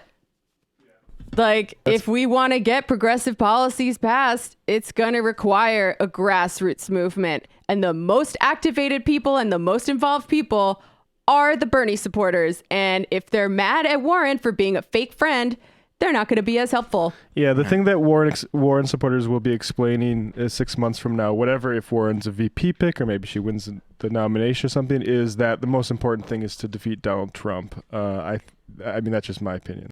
Right. I think I like, and why I say that is, she chose to follow those advisors that wanted her to do this. This is an intentional decision. This is something she's helped with, aided by CNN. And those people are going to throw over, like, I don't trust those people to really fight for debt cancellation, for instance, once they get into the White House, right? That's not what we've observed happening with the Democratic Party. So Warren supporters need to explain why that's different. Right. And I don't want to harp on this for too long, but to me, one of the things that's sort of ignored altogether is the fact that, like, who cares who leaked it or who told who or if it was on purpose or whatever. I mean, the idea is that this was a private conversation between two people, and the agreement based on what Warren previously said in an interview at South by Southwest last year was that private conversations remain private. And clearly one person did not abide to those rules, and they told somebody, whether she meant for it to happen this way or not, who knows? But she clearly told someone. Yeah, I mean, I think it is probably wise. I think it's absolutely true that Bernie Sanders' campaign has bigger fish to fry than Elizabeth Warren. So, like, I think yes. I'm not super concerned with disciplining people online, but I also think we need to also project that we know that Elizabeth Warren isn't the ultimate enemy here. Matt, can you please stop sending those snake emojis? You're ruining Bernie's chance. Give me 48 more hours. Yeah, I've seen your Twitter. I tweeted out snake emojis. I'm not going to deny it. When Bernie, if something happens and Bernie doesn't pull it off, I know who to come blame. I'll take the blame. It's not going to be a huge deal in the long run, I don't think. No, I don't think it's going to. I think this is going to be forgotten about because neither of them want to talk about it anymore, it seems. No. Well, the problem is it won't be forgotten about by people on the left paying attention, which frankly is the reason Elizabeth Warren is doing better than the other Democrats besides Bernie in the race, and she just burned that bridge. But frankly, we've spent too much time on it. Let's move on. Right. Well, and the phone should be working now. Oh, okay. Look at that. Wow, look at that. All right, let's try that. Well, there's one more item I pulled up because clearly our audience actually is not over talking about this. With the recording, this is Colorado guy, with the recording of the post-debate convo with Bernie and Warren finally coming out, I think we should keep this in mind. Instead of saying Bernie's chances of becoming president are now worse or that Warren is a snake, the overall possibility of true progressive legislation coming to fruition is now even more unlikely. Shame on Warren. Stay classy and much love, MR Crew. I co-sign that. I think that's true. Don't take the bait, folks. I mean, I think the whole unity thing was a bit overrated in the primary anyway. But if we take it to be true that the left needs to be unified to fight Biden and Trump and all that stuff, like Warren's the one who ended that unity. So that's where we're at. That's just facts. I mean, I feel like, maybe if we just all stopped being so, even though it's a primary, but for some reason we don't want the candidates going at each other. If we just got over that, maybe we wouldn't even be in this position to begin with. Maybe we would have already whittled it down to 2-3 people. Yeah. It's time to stay focused. And I think it's at least part of this strategy that the Warren people want to provoke some sort of sexist, angry backlash online that they can then use to delegitimize the entire movement as a bunch of bros, which is so offensive to me at so many levels. So don't take the bait. Don't do it. Stay focused. Like, we could actually win this thing. Now is the time to be knocking on doors. Now is the time to be going to Iowa and New Hampshire. Now is the time to be staying positive and on message and not get distracted by some stupid bullshit. All right, let's go. I agree. If we can be stopped by this, then the Medicare for All thing probably wasn't going to be happening. So let's keep it moving, folks. Right. Absolutely. That's a great point.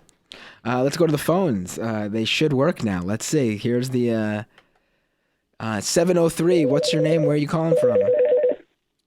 Yes, this is Jerry Cornelius calling from Northern Virginia. How you doing, Jerry? Doing pretty good. Actually, I was going to call in to talk about the Warren thing. So I just I had one thing. The way she went on afterwards, and when there's the whole handshake debacle. The situation that it seemed to me is that I think her team was going into it thinking it was a win-win. That if Bernie, for some stupid reason, would admit he lied, then they have that, and then vice versa. I think what they're aiming for is for him to come across as being dismissive to women. Like, look, he's mansplaining her. He's holding up his hand in front of her face. And I haven't seen any punditry today, like to see if they're going off of that narrative. Oh, but that was let me. You don't subscribe to the LA Times, then? I'm pulling this up right now. Yeah. Oh yeah, Virginia. Well, I've been purposely ignoring it. As much as we want to move on from this, when our own audience is calling and saying they want to talk about it, from this. How can we? All right, so Virginia Heffernan, right? Oh my God. Oh my God! All right, so this is she's a writer, and she wrote a piece in the LA Times. I don't think she's an LA Times writer. I think she's just a writer who just wrote this for the LA Times. But they published it, and the one part that people are passing around is this screenshot from the. I'll just read this part of it because again, I'm not going to read this whole piece. But this is I can tell this is going to make me angry. Oh my God! Here we go. Watching the Tuesday night kabuki in slow-mo. Oh, shut up already. I'm already so mad. Okay, sorry. You can see that Sanders, independent Vermont, who is notoriously irritable and suffers from cardiac issues. Oh. That's a low blow. And being Jewish as well. Right. Was riled by whatever Warren said and by her refusal to be touched. Oh my God. Don't make this a Me Too thing. He shook a finger at her. Then again. He seemed intent on freeing her right hand to grab it. Oh my God. We all know this it's stock like a Harlequin male romance move. novel. Come on, baby. Give me a hug. We're still friends. Sure, during the debate, Sanders had gaslighted Warren over whether he told her a female candidate couldn't win the 2020 election, but now he wanted her to forgive and forget. If he could be seen shaking her hand, he might be off the hook. But nope. Warren didn't play along. Sanders huffed off. This is like neoliberal feminist bingo. They've said Or all like the words. Soft erotica, basically. We've only crossed with that. She's been consistently bad. I'm not familiar with her I'm not familiar with her regular work, but I do recall in 2016 or like a year after that, she wrote this thank you. Yes. Yeah, it was She basically wrote a piece. She wrote that one? Yeah. I remember this. She basically wrote a piece saying that Hillary Clinton is God. She's God. She's more than a president. Listen, I get the whole. Listen, I get it. Oh yeah, he's still on the phone, right? All right, Jerry, what did you want to? Well, I'm definitely sorry for bringing that up because that was disgusting. So. Apology not accepted. That was real bad. My bad. I won't call in again. Bye. Oh, buddy. No, feel free to call in anytime. I'm just kidding. Yeah. Bye. All right, let's go back to the phones. It's That Lenny letter was so terrible that I almost felt bad for the writer. 773, what's your name and where you calling from? Yo, let's be Uchiwali. What's up? How you doing? It's been a while since we talked. You probably remember me as Blaine from Chicago. We talked on your last time we talked was the last Michael Monday you did before our conversation was so rudely interrupted by Michael Brooks because we started talking about wrestling. Okay. So what would you like to talk about now? Would you like to continue that conversation from 5 years ago? Yeah, you asked me who my favorite wrestler was, and I told you it was Ric Flair, and then we were done. Now, is it still Ric Flair?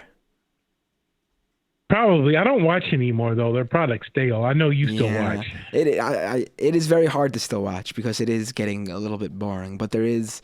there's some good stuff there still. If it ever comes good again, I'll start watching. I just don't watch it when it gets boring. Right. But anyway, politics. Since we last talked, I moved to New York, and now I'm working for a Wall Street firm.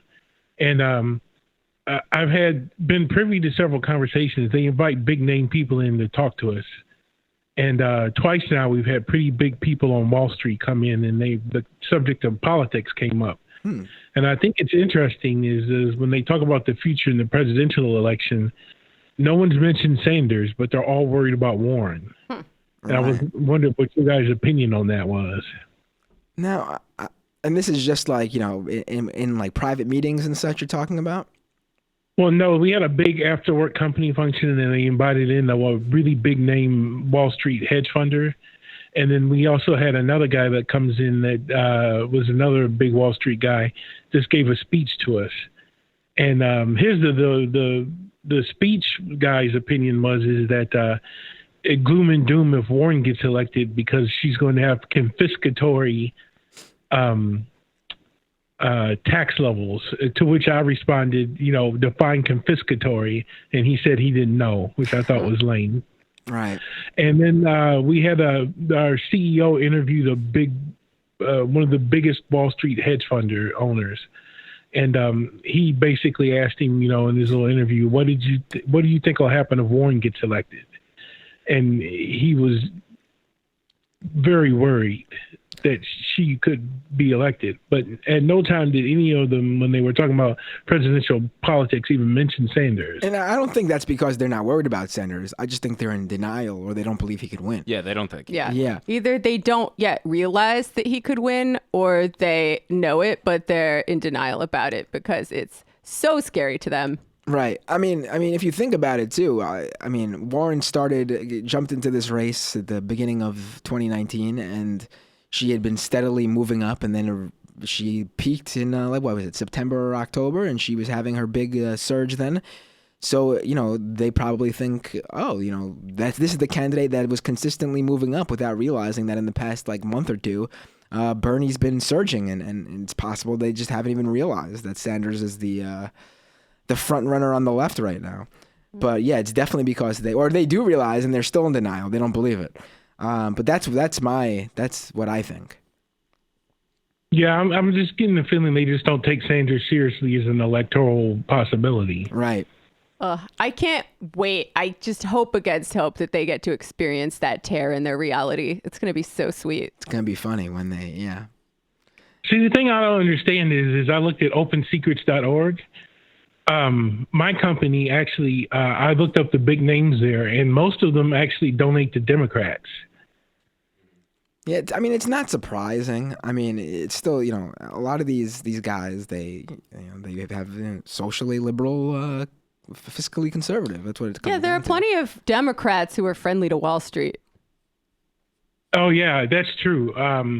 The company is probably I've only seen one or two guys. One's libertarian and one's just a standard issue Republican there. I really haven't seen any support for Trump, which is surprising. It might come when they realize Sanders is the nominee. Yeah, we'll see. Right. Yeah, we'll see. Hopefully he'll win. Right. Let us know too, by the way, how the keep us updated on how those things change. When the behind the scenes boardroom talk is when we have a Democratic nominee, or it looks like we're going to. Well, the thing that surprises me the most is Wall Street's general appreciation of Republicans. The economy and the stock market both do better with a Democrat in the White House, but they still throw money at Republicans. Is that true? I feel like the stock market has actually surged ever since the Trump tax heist. You see people talk about the S&P and the Dow hitting record highs. One thing you got to remember is none of that is indexed for inflation. So if the economy grows, there's more people, and inflation goes up, you should always be hitting new highs. It's possible that Trump is enough of a destabilizing influence that some Wall Street people just don't want to risk that. Yeah, that's their thought, but it just doesn't play out in reality. Right. What do you mean? They think that they'll get better returns if they keep all the money for themselves. And the stock market, what they do is they make money off people's pensions, and your 401k and whatever you try to retire off of. They get a cut of every time you put some money away for your pension or retirement. And if people are broke, then they don't have money to do that with. So if they try to keep the money for themselves, they're cutting off their nose to spite their face. Right. Makes sense. But they're totally happily doing that. All right, buddy. Thanks for the call. We're gonna. Glad I got on. It's hard to get on these days. You guys are blowing up. Ah. Yeah, I used to call in all the time. Now it's hard to do. Well, Sam's got to step it up and get more callers on the line. I feel like maybe I've gotten more callers on the line just in the 10 minutes I've been on the air. Great job, guys. Thank you. Let's go to this, actually, because I wanted to talk about this. Because today, Chuck Schumer posted on his Twitter account. I'm unsure. Was there an announcement from him, like a actual, like, did he show up somewhere and announce his? Well, the vote was today and it passed, but Schumer put out a statement saying that. Why he? Okay, so Chuck Schumer voted against the USMCA, which is Trump's trade deal, and his reasoning for not voting for this trade deal, the trade deal that Sherrod Brown and Elizabeth Warren, and I believe who else on that stage? Sherrod Brown wasn't on the stage, obviously, but he's one of the major backers of it because of his workers, his union bona fides. Who else? Klobuchar, right. So Chuck Schumer says the reason he didn't vote for it is because it doesn't address climate change. That is, I mean, does that sound like Chuck Schumer to you usually? I mean, that sounds like something Bernie Sanders said a few nights ago. The greatest threat facing our planet, Chuck Schumer wrote. Wow. I mean, bend the knee. Right. I mean, I wonder if he's worried about a 2022 primary from someone, I don't know, maybe someone who hosts this show. Another maybe Jewish person in Brooklyn. Or maybe he's worried about left. Maybe he's worried about AOC looking at the Senate.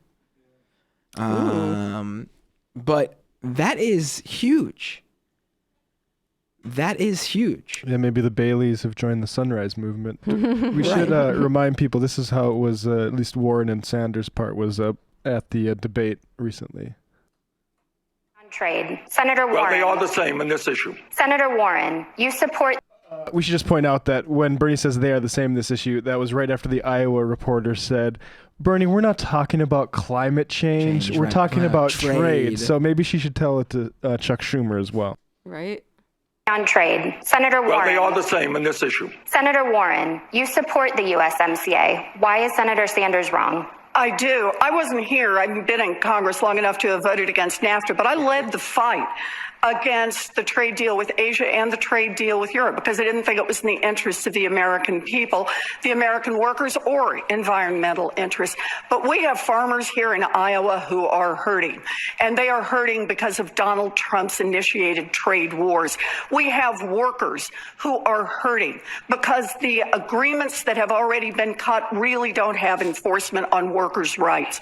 This new trade deal is a modest improvement. Senator Sanders himself has said so. It will give some relief to our farmers. It will give some relief to our workers.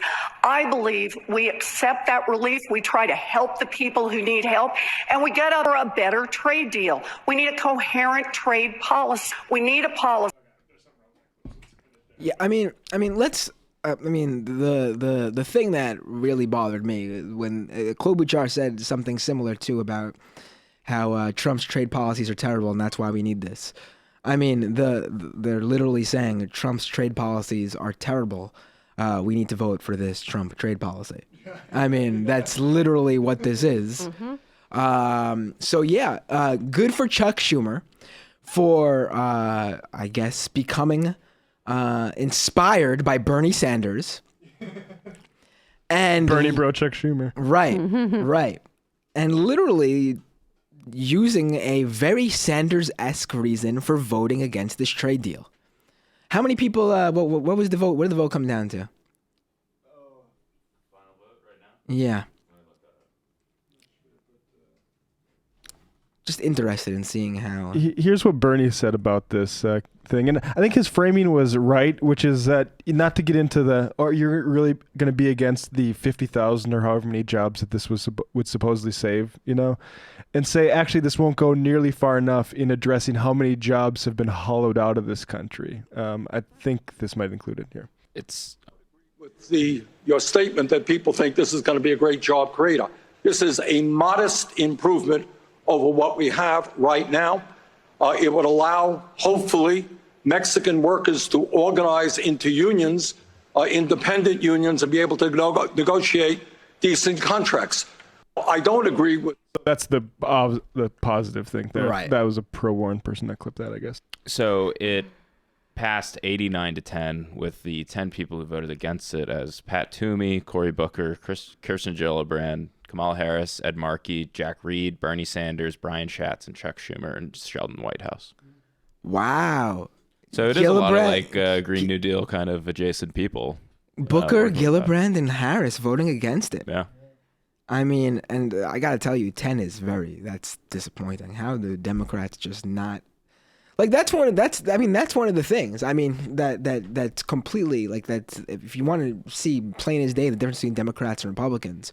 Republicans will 100% stand together just to make the Democrats lose. They won't hand them a win, even if it would be good for their constituents.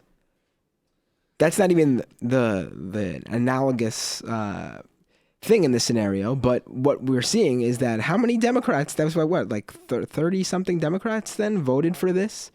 That is ridiculous. They're addicted to say they can work across the aisle, at least on one thing or something. They're the party of good government. Which, like, regardless of policy, it's like this guest that we just had, who's like, there are certain questions that just aren't asked in terms of outcome or, underlying reasons why. I mean, Harris, Gillibrand, and Booker voting against it, and Warren voting for it is insane. Not a good look, as certain people like to tell me about certain things. Yeah. So, not a good look.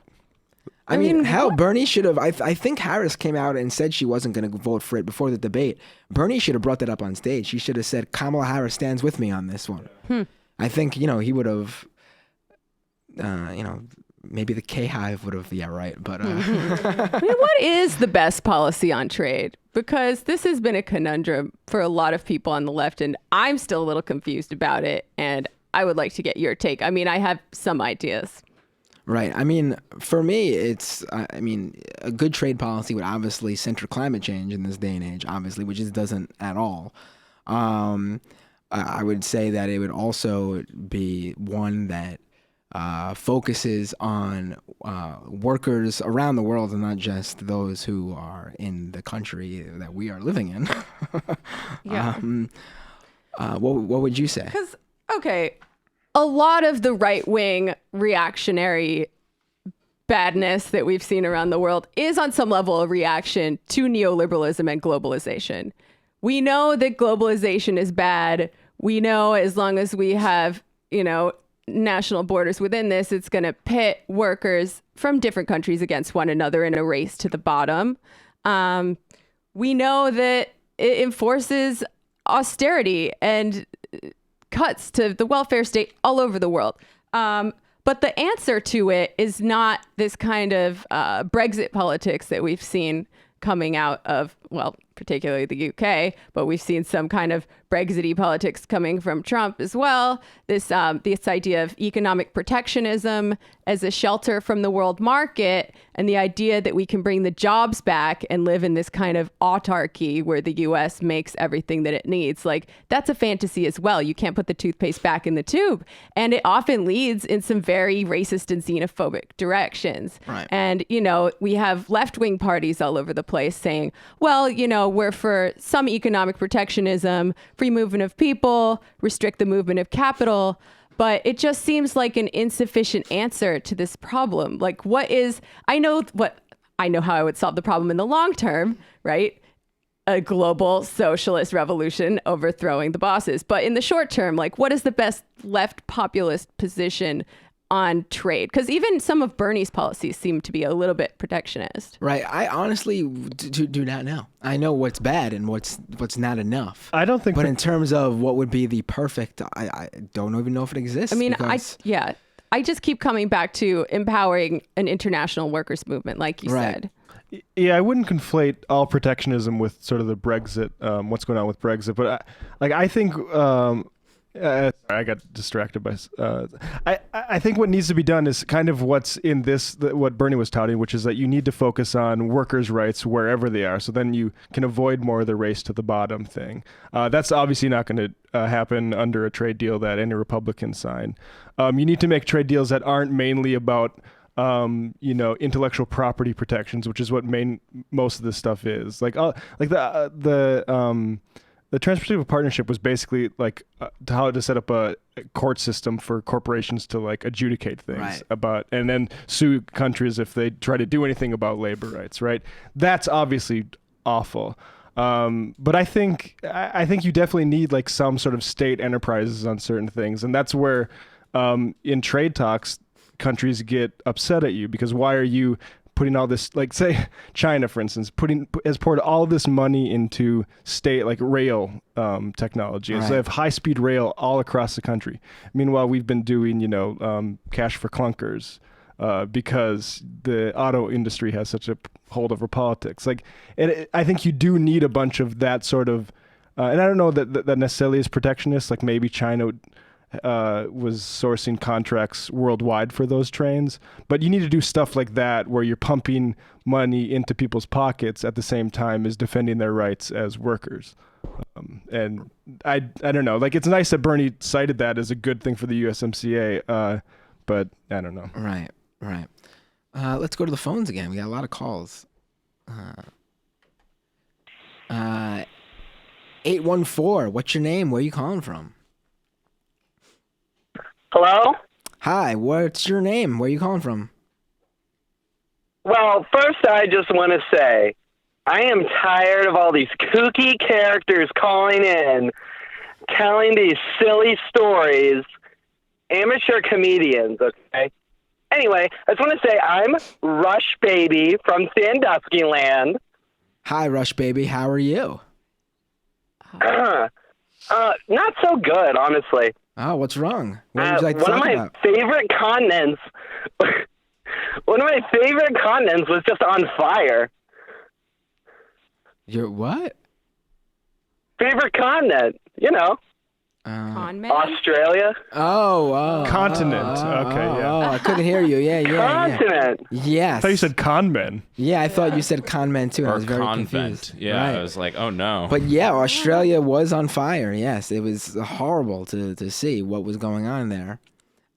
Very good, Matt. So what's going on? It's an old Matt? This is crazy. Yeah. I've been listening to this show for a whole year, and there's no old Matt. Yeah. Let's move on to a call. What is it? Okay, I have things to say, guys. You got to stop distracting me with this nonsense. All right. Get one thing out right now. Go ahead. Go. 24-second clock. Okay, one thing right now. I just want to say the importance of secularism and atheism in America is really not talked about too much on the left right now, probably for reasons it's kind of a dicey subject, but just to illustrate how important it is, all you have to do is look at a secular run homeless shelter versus a religious one. So a religious one will shove religion down your throat and they're not trained at all, whereas if you go to an NGO or even a government run facility, they're going to be much better trained. They're actually going to be trained, not just random volunteers. Right. I'll be honest. When you put up every single problem in the world we're talking about right now has its roots in American religiosity and theism. It's war with Iran, problems with Israel, climate change, even healthcare. I remember some guy, I think it was on this show, you guys found this clip of this guy going who needs healthcare? I've got eternal healthcare after I die.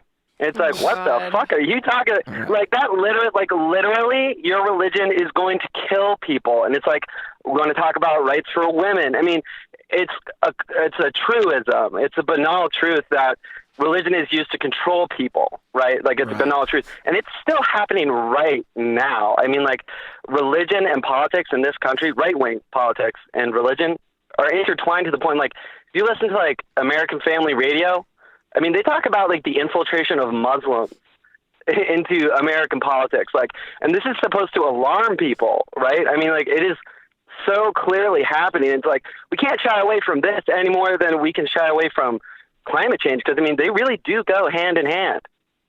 Right. Well, I gotta say, when you brought up atheism, I was wondering where this conversation could possibly go. But I think that's you right. brought up some great points. Yeah, no, absolutely. I mean, that's what drives the right. I mean, it's all about they want their religion and Christianity and you know what they think's gonna happen when they die. I mean, it's a great point. I mean, the way I look at religion as a Marxist is that religion it's part of the cultural superstructure and not a part of the material base that drives 90% of what happens in the world. Now, I think maybe the old base superstructure dichotomy could stand to be revisited a little bit, because I do see religion as having a feedback loop and becoming the primary driving force in a lot of these things that you're talking about. Yeah, I mean, like, these are like the main things too, and like that's not even like the whole of it in America. I mean, a lot of the youth homeless, I think it's about half youth homeless people, are LGBTQ, and they were kicked out by their parents. I mean, like, it is affecting people's lives like every day, and like, okay, maybe Bernie Sanders can't talk about it, but right now to get like elected, but in the meantime, like, fucking Sam Harris is running around like an idiot. No one's paying attention to geniuses, like, or like, not geniuses, but like really respectable voices like Matt Dillahunty and Aaron Ra. Like, those two guys are really smart and they're like good atheists. Yeah, I do agree. But like, we're just got stuck with Sam Harrison. I do agree that folks like Sam Harris have given secularism and atheism kind of a bad name, because with a lot of the people that you most associate with atheism now, it's really just a smokescreen for Islamophobia. Like, that's all it is.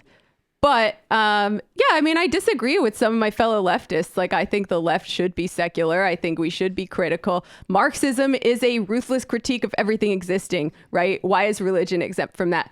I don't know. But we don't want to get to a place where we're so hostile to religion that we alienate the vast majority of people in the world who are in fact religious. So it's a delicate dance. But yes, I think religion is a private matter. It's absolutely fine that people are religious as long as it's not driving public policy. And I think the caller... Right. I mean, we also don't want to like alienate like white people, but we do have to talk about racism. You know, it's like we can't talk about the big things in religion, but we have to with like global warming. Like, that doesn't quite add up to me. Like, I feel like we should be going, like, we don't want to offend people, we don't want to alienate them, but that just has to do with the argument you make.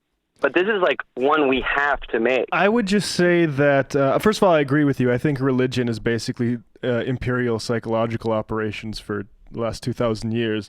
But I think it's a problem. Like, I think you can't go directly at it with people, because I think there's probably, like, for instance, like, religious authorities have played into that, right? Like, they've been helpful in disciplining people into certain things that power wants.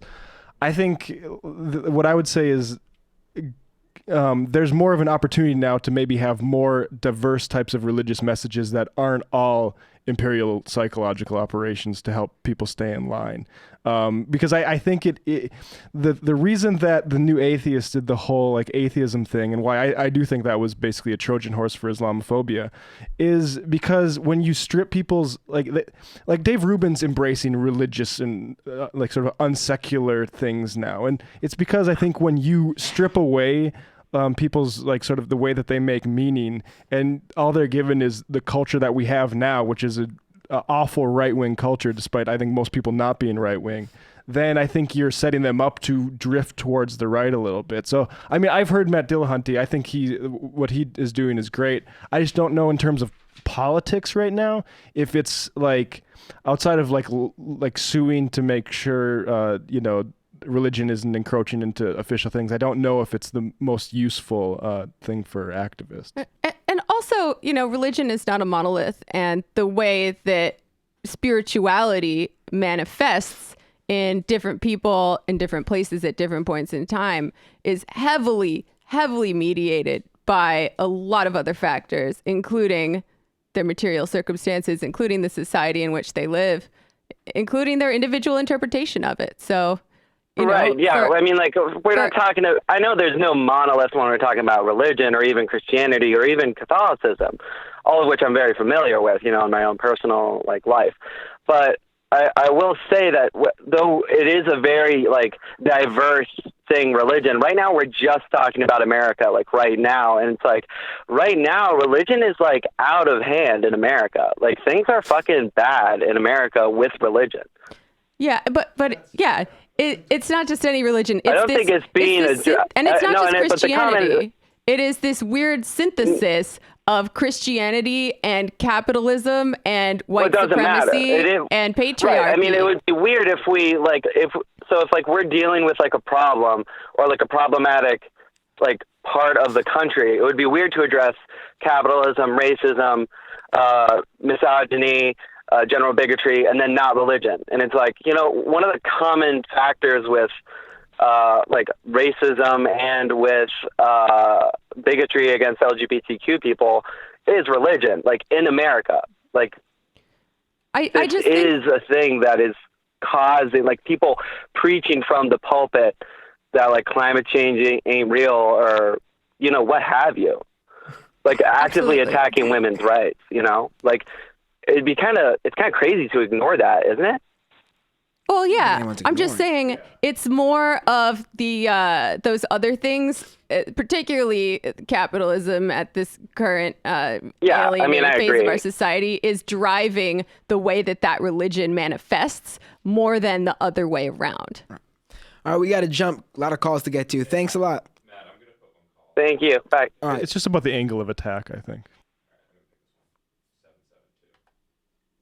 Also, that Marx quote about how religion is the opium of the masses, I feel like is often misinterpreted a little bit because Marx was not straight edge. Well, sometimes you need an opiate, yeah. He said it was the heart of a heartless world as well. We live in a horrible, horrible world, and sometimes you need a little medicine for that. I mean, I don't mean to be too reductionist about this because I think people on the left too often are, especially white people. But I do think if you address some of the problems of capitalism, I mean, then you start to address some of the problems. What's going on here? What's going on with this call system? system? Call back in. Then you start to address things like the most powerful churches. I don't know. I think I don't know. Just don't lead with I just don't think it didn't prove to be politically useful. I don't know. I don't think Hitchens was terribly useful for the left. I mean, that's maybe the Islamophobia and stuff. all of the smug liberal attitudes from the Daily Show era towards Bill Maher, people in America's heartlands, kind of spilled over onto working class people who probably didn't deserve it and drove this resentment that has been growing ever since and ultimately gave us Trump. All right, 772. What's up? What's your name? Where are you calling from? They hung up? All right, let me go to... all right, I see. Also, Orwell did some time in different types of homeless shelters, and he said one of the guys he met wouldn't go to the religious ones because it's stuck in his throat to sing hymns for buns. Absolutely. Don't make people sing hymns for buns. Where did it go? I just pressed it, and it's gone. Unbelievable. This call system is not... All right, let's go to this one then. Oh, wait. Okay, 509. What's your name? Where are you calling from? Hey, it's Ronald Reagan. Hey, Ronald Reagan. How you doing? Good. I know it's a little late, but I wanted to weigh in on Sam being mean to Jamie Gate. I think that's the name of the... I missed this. What happened? Yeah. Well, Sam really? was kind of... Well, he was pretty rude. Let's just say that. Some people were accusing Sam of being a misogynist, which I'm totally open to, frankly. Is this what happened? But I just want for the newer listeners, I've been listening long enough to remember when you were on the show, and I just want to put it out there that Sam was also an asshole to you. Thank you. Now, again, again, I don't know. totally open to Sam being a massive sexist and misogynist. Totally open to it. He did But pull if we're me just being aside objective- in a private conversation the other day and said that a woman couldn't host the Majority Report. Just going to throw that out there. I've heard that too. I've got a couple other sources too about that conversation. But so anyway, just so people know, I want people to be fair about whether or not Sam is just a misogynist or a misogynist and an asshole. I tend to think it's probably both.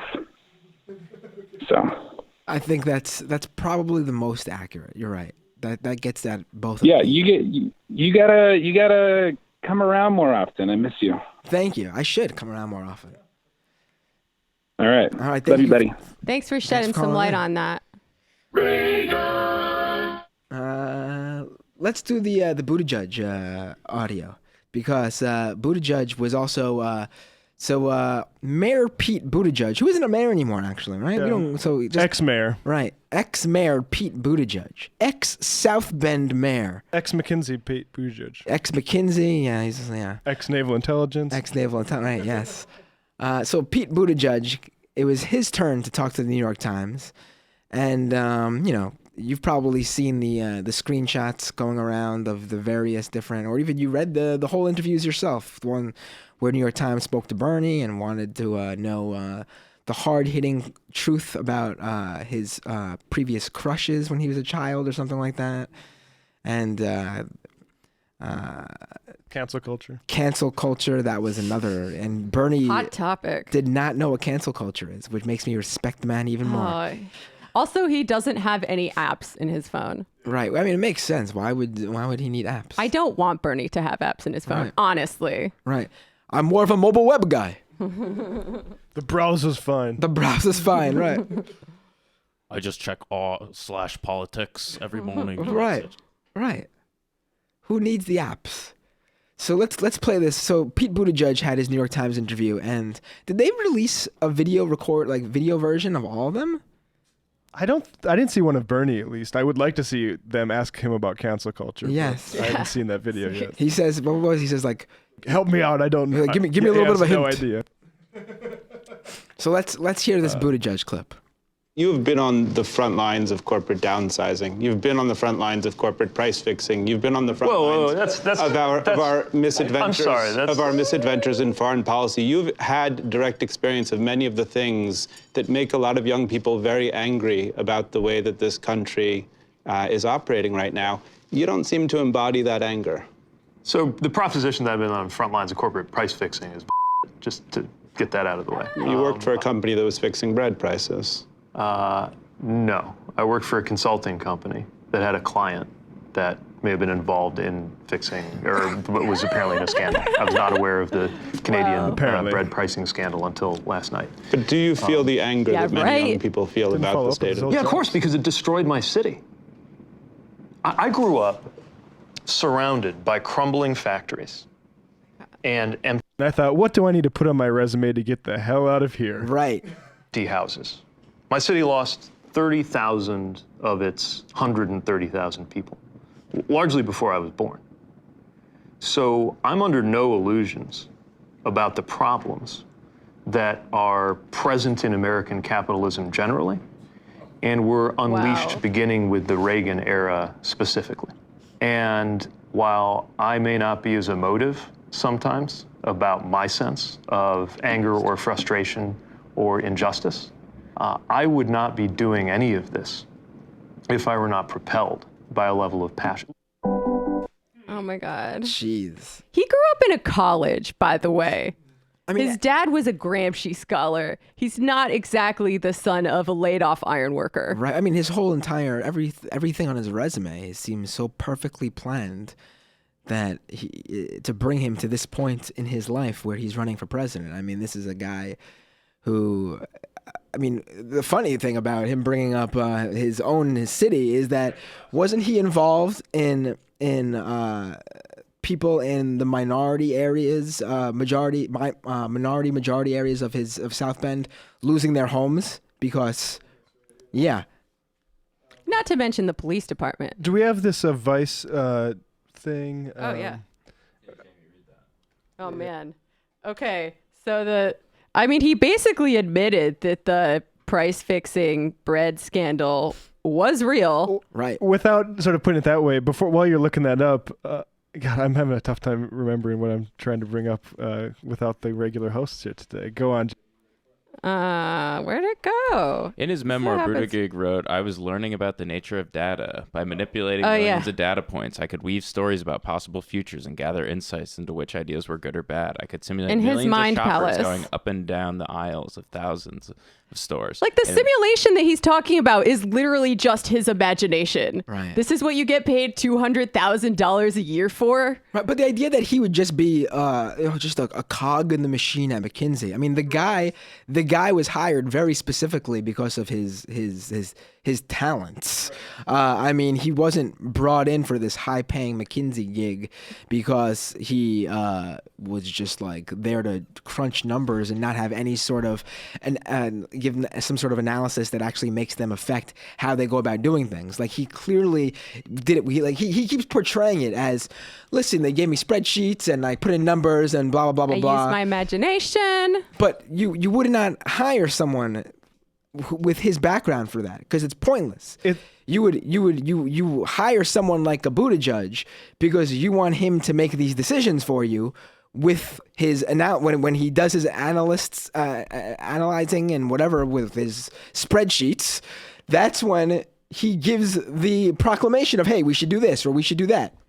I mean, he was like to counter that. I mean, he was like 25 years old or something. He wasn't like the guy making the decisions. Oh, right, he was working on these projects. He wasn't like the he boss. Was of a mindset and working at a place where it was, how can we benefit our shareholders at the expense of workers and consumers? Well, and in that time, according to Canada, after they did this research with bread prices during that time, the price rose 96%, while the price of other groceries rose 45%. So that's more than twice as expensive as other groceries. That's the McKinsey result. I mean, it's like when Buttigieg would put together the report, obviously, for a higher up, obviously, to make the decision. He's not the one fixing the bread prices himself. Yeah. But unless Buttigieg put together that report that said we should not raise the price of bread, then I mean, it's... No, it's the banality of evil.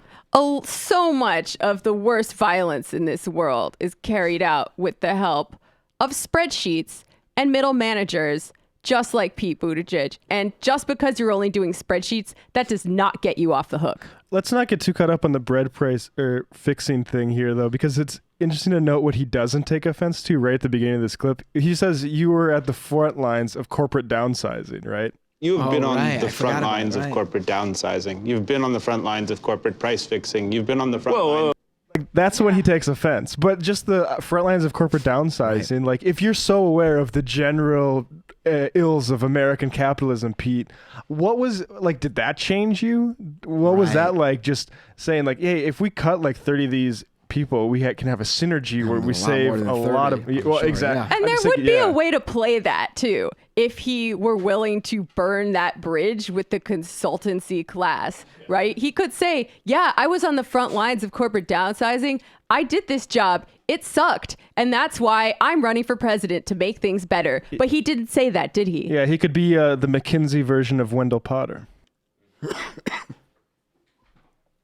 Exactly. And not to mention, McKinsey has deep ties with ICE. And even if Pete Buttigieg wasn't working on the ICE stuff, that's enough to morally condemn an entire firm for me. I'm going to have to read this person's IMs because of their username. Matt Binder is a soda-drinking sex god, says, "Hey man, I am happy you are here, and I love your show. Thanks for being my goofy alt-right guru. Also, how much ADHD do you have? A lot, right?"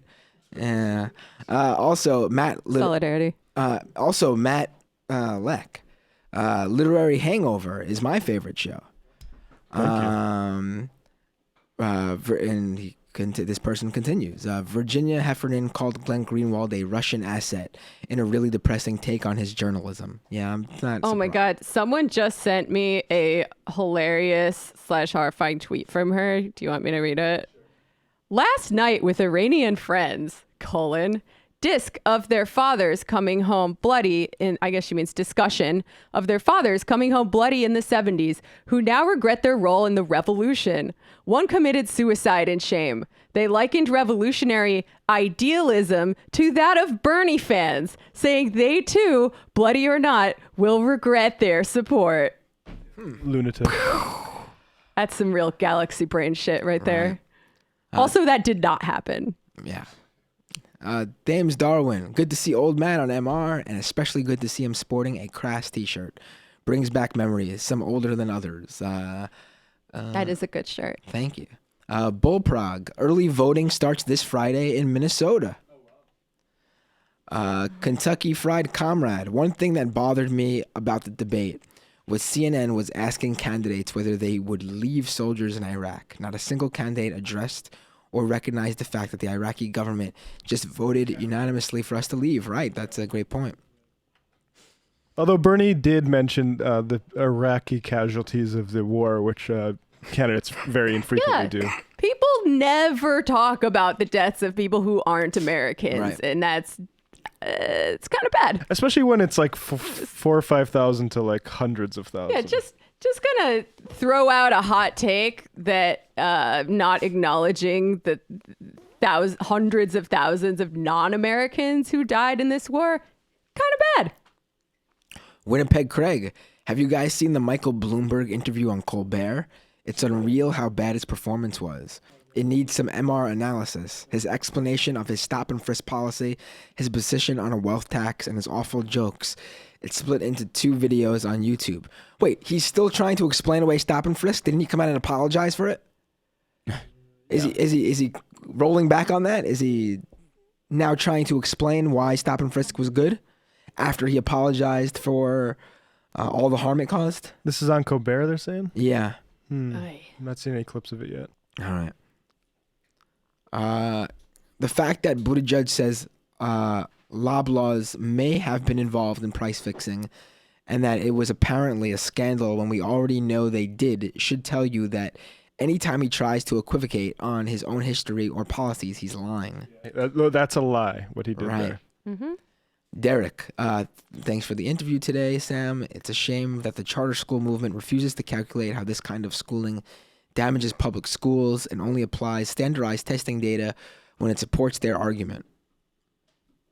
Hugo 420, old Matt, it's great to have you back. Do you or the crew have any thoughts on the Onision situation? Oh, is that YouTuber who's is that what you're talking about? That YouTuber who's got a history of hitting on underage girls or something like that? And Chris Hansen tried to do an expose on him. And Oh no! Yeah, I think I don't that's know what anything you're talking about that. Right? I think that's what he's Sounds talking bad. about. Yeah. So last I heard about Chris Hansen, he was going after Steven Crowder for us. Oh. I mean, for skipping a debate, I should be clear. Yeah. And then I got excited for a second. Yeah, the guy is now suing Chris Hansen, and he called 911 on him when Chris Hansen showed up at his door or whatever. Yeah. Oh my god. Nobody tried that in the show, apparently. Igor, Matt Binder, what impact would a Bernie Sanders presidency have on backyard wrestling? I mean, not much. Backyard wrestling is just no holds barred, just whatever you want to do anyway. If people aren't working 5 gigs at once in order to survive, they'll have more time for backyard wrestling. Right, there you go. Igor continues, as a longtime old school OG listener, there is nothing less surprising than phone and audio tech issues when Binder's hosting for the first time in 5 years. Oof. Harsh realm. Waterboat from Kashmir. Excuse me. Greetings, old Matt. Unfortunately, nothing much fun to say today. Update from Kashmir. India's newly minted Chief of Defense Staff stated today that young kids in Kashmir need to be de-radicalized, basically separating children from their parents and sending them thousands of kilometers away to detention camps, which according to him are ready. This isn't a joke and is on top of everything that's happened over the last 5 months. I don't know how long nonviolence can keep up as resistance. India wants people to fight back so they can crack down. This can easily grow into a war between India and Pakistan, which would be catastrophic. Need to pay more attention to what's going on there. It's bad. Communist dog. Comrade Old Matt, will you be bringing back technical difficulty Thursdays? New Matt runs the board flawlessly. I get it. All right. It's not true. Melissa from Chicago. Someone in the chat said you should take some liquid IV. Champagne Kami. Matt, you rock a oh wait, I think I already read this one.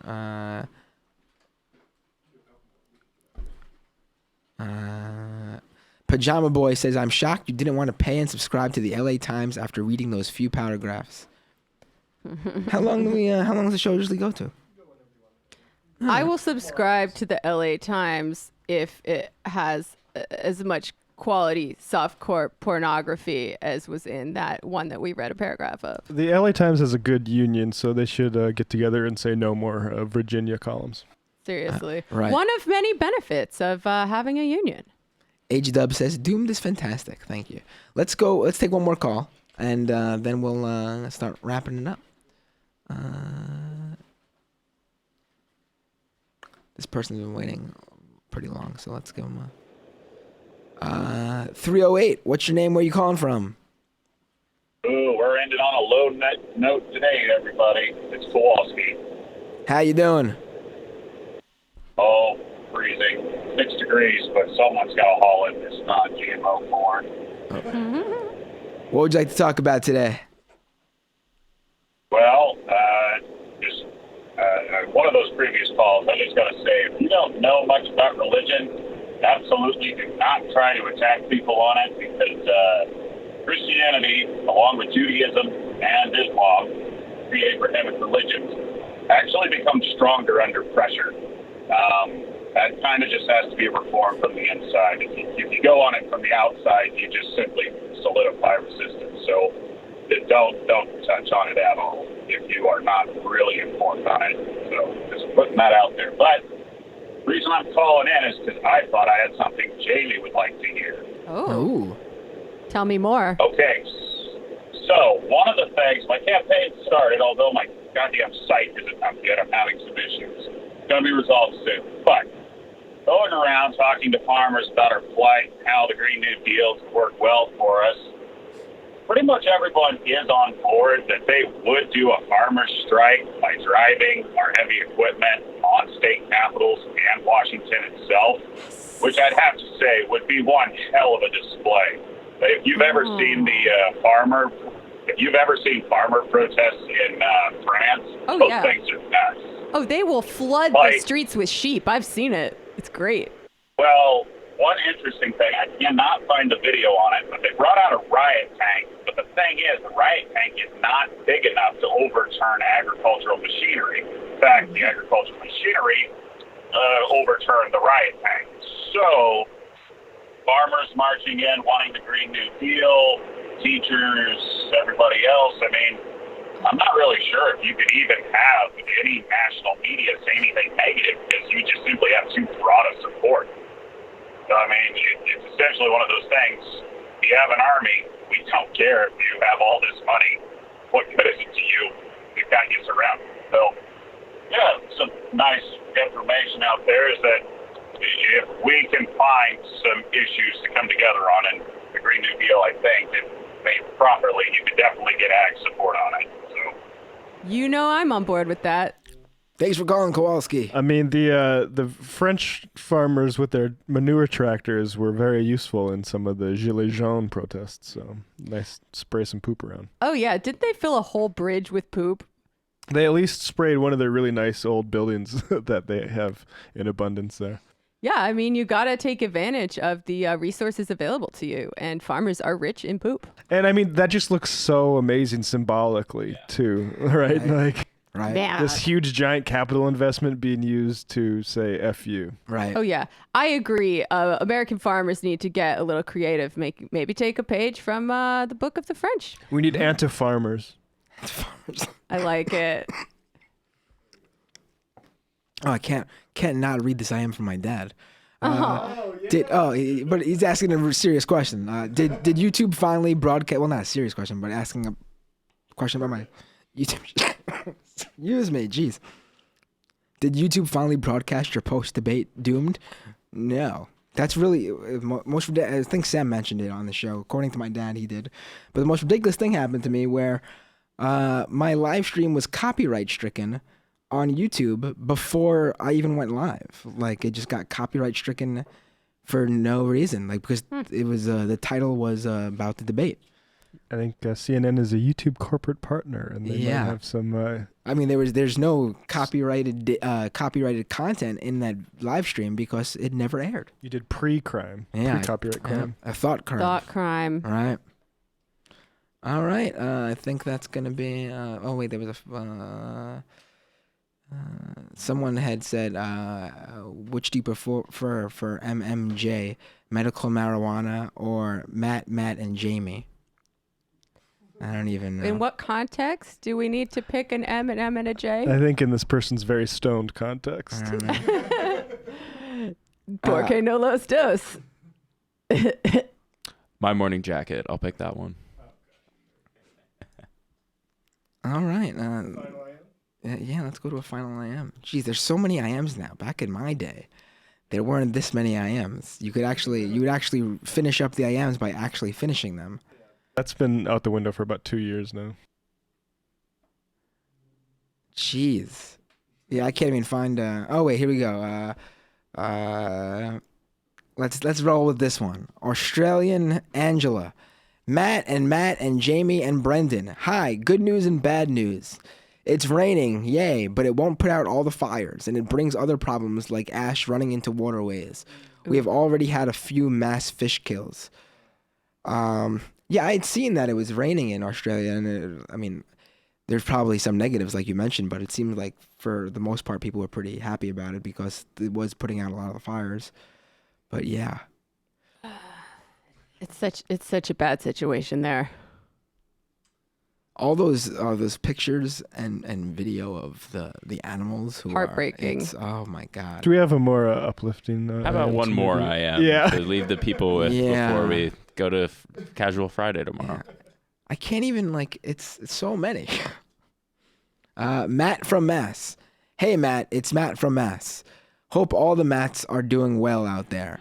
Matt solidarity. This Warren thing brings up a problem I've seen a lot recently, which I think I'd call weaponizing wokeness. Like cynical critics arguing someone is racist, sexist, anti-Semitic without a larger systematic critique. I think it's so emblematic of neoliberal, cynical politics. Thoughts? Well, yeah, I think you make a great point, and I think, we saw this in 2016. This was exactly what happened. The idea that you would weaponize identity politics in this way. The idea that you would, obviously all politics is identity politics, but then when you weaponize it against someone on your own side in bad faith, simply for an electoral victory or to shut someone out or whatever, you said it.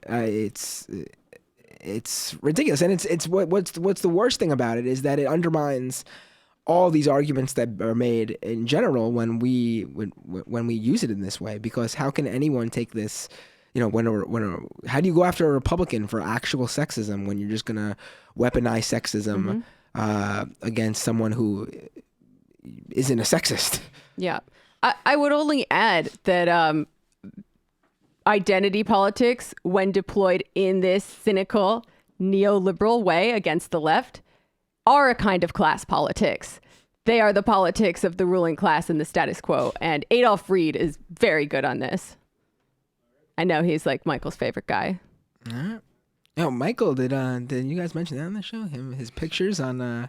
We talked about it. Jeez, we're all very happy for him. He's very happy in those photos. I don't think I've ever seen Michael smile so big before. Jeez, amazing. All right, folks.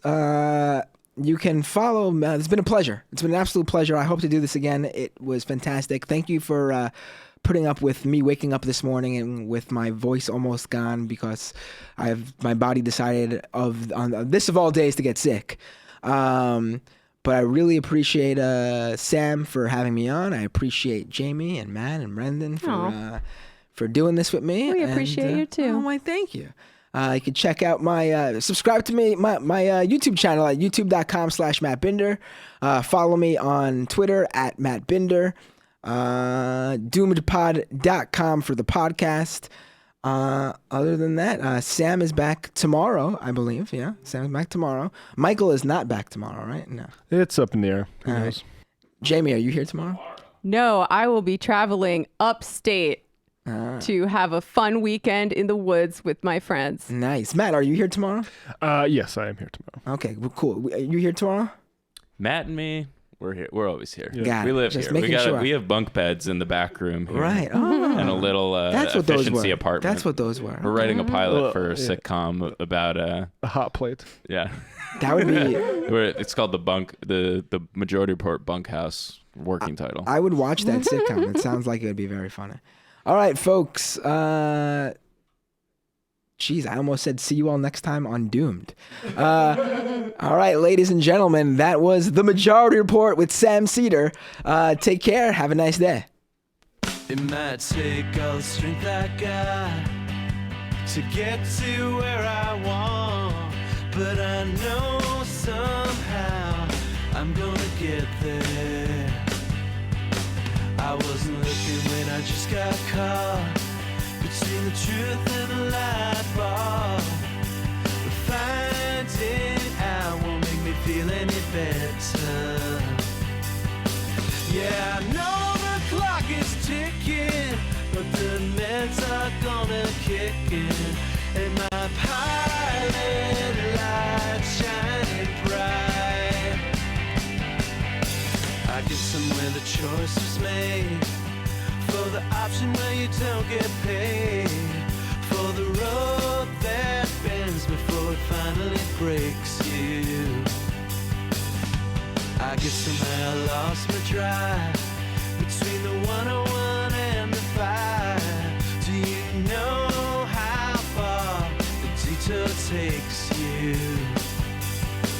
Yeah, I know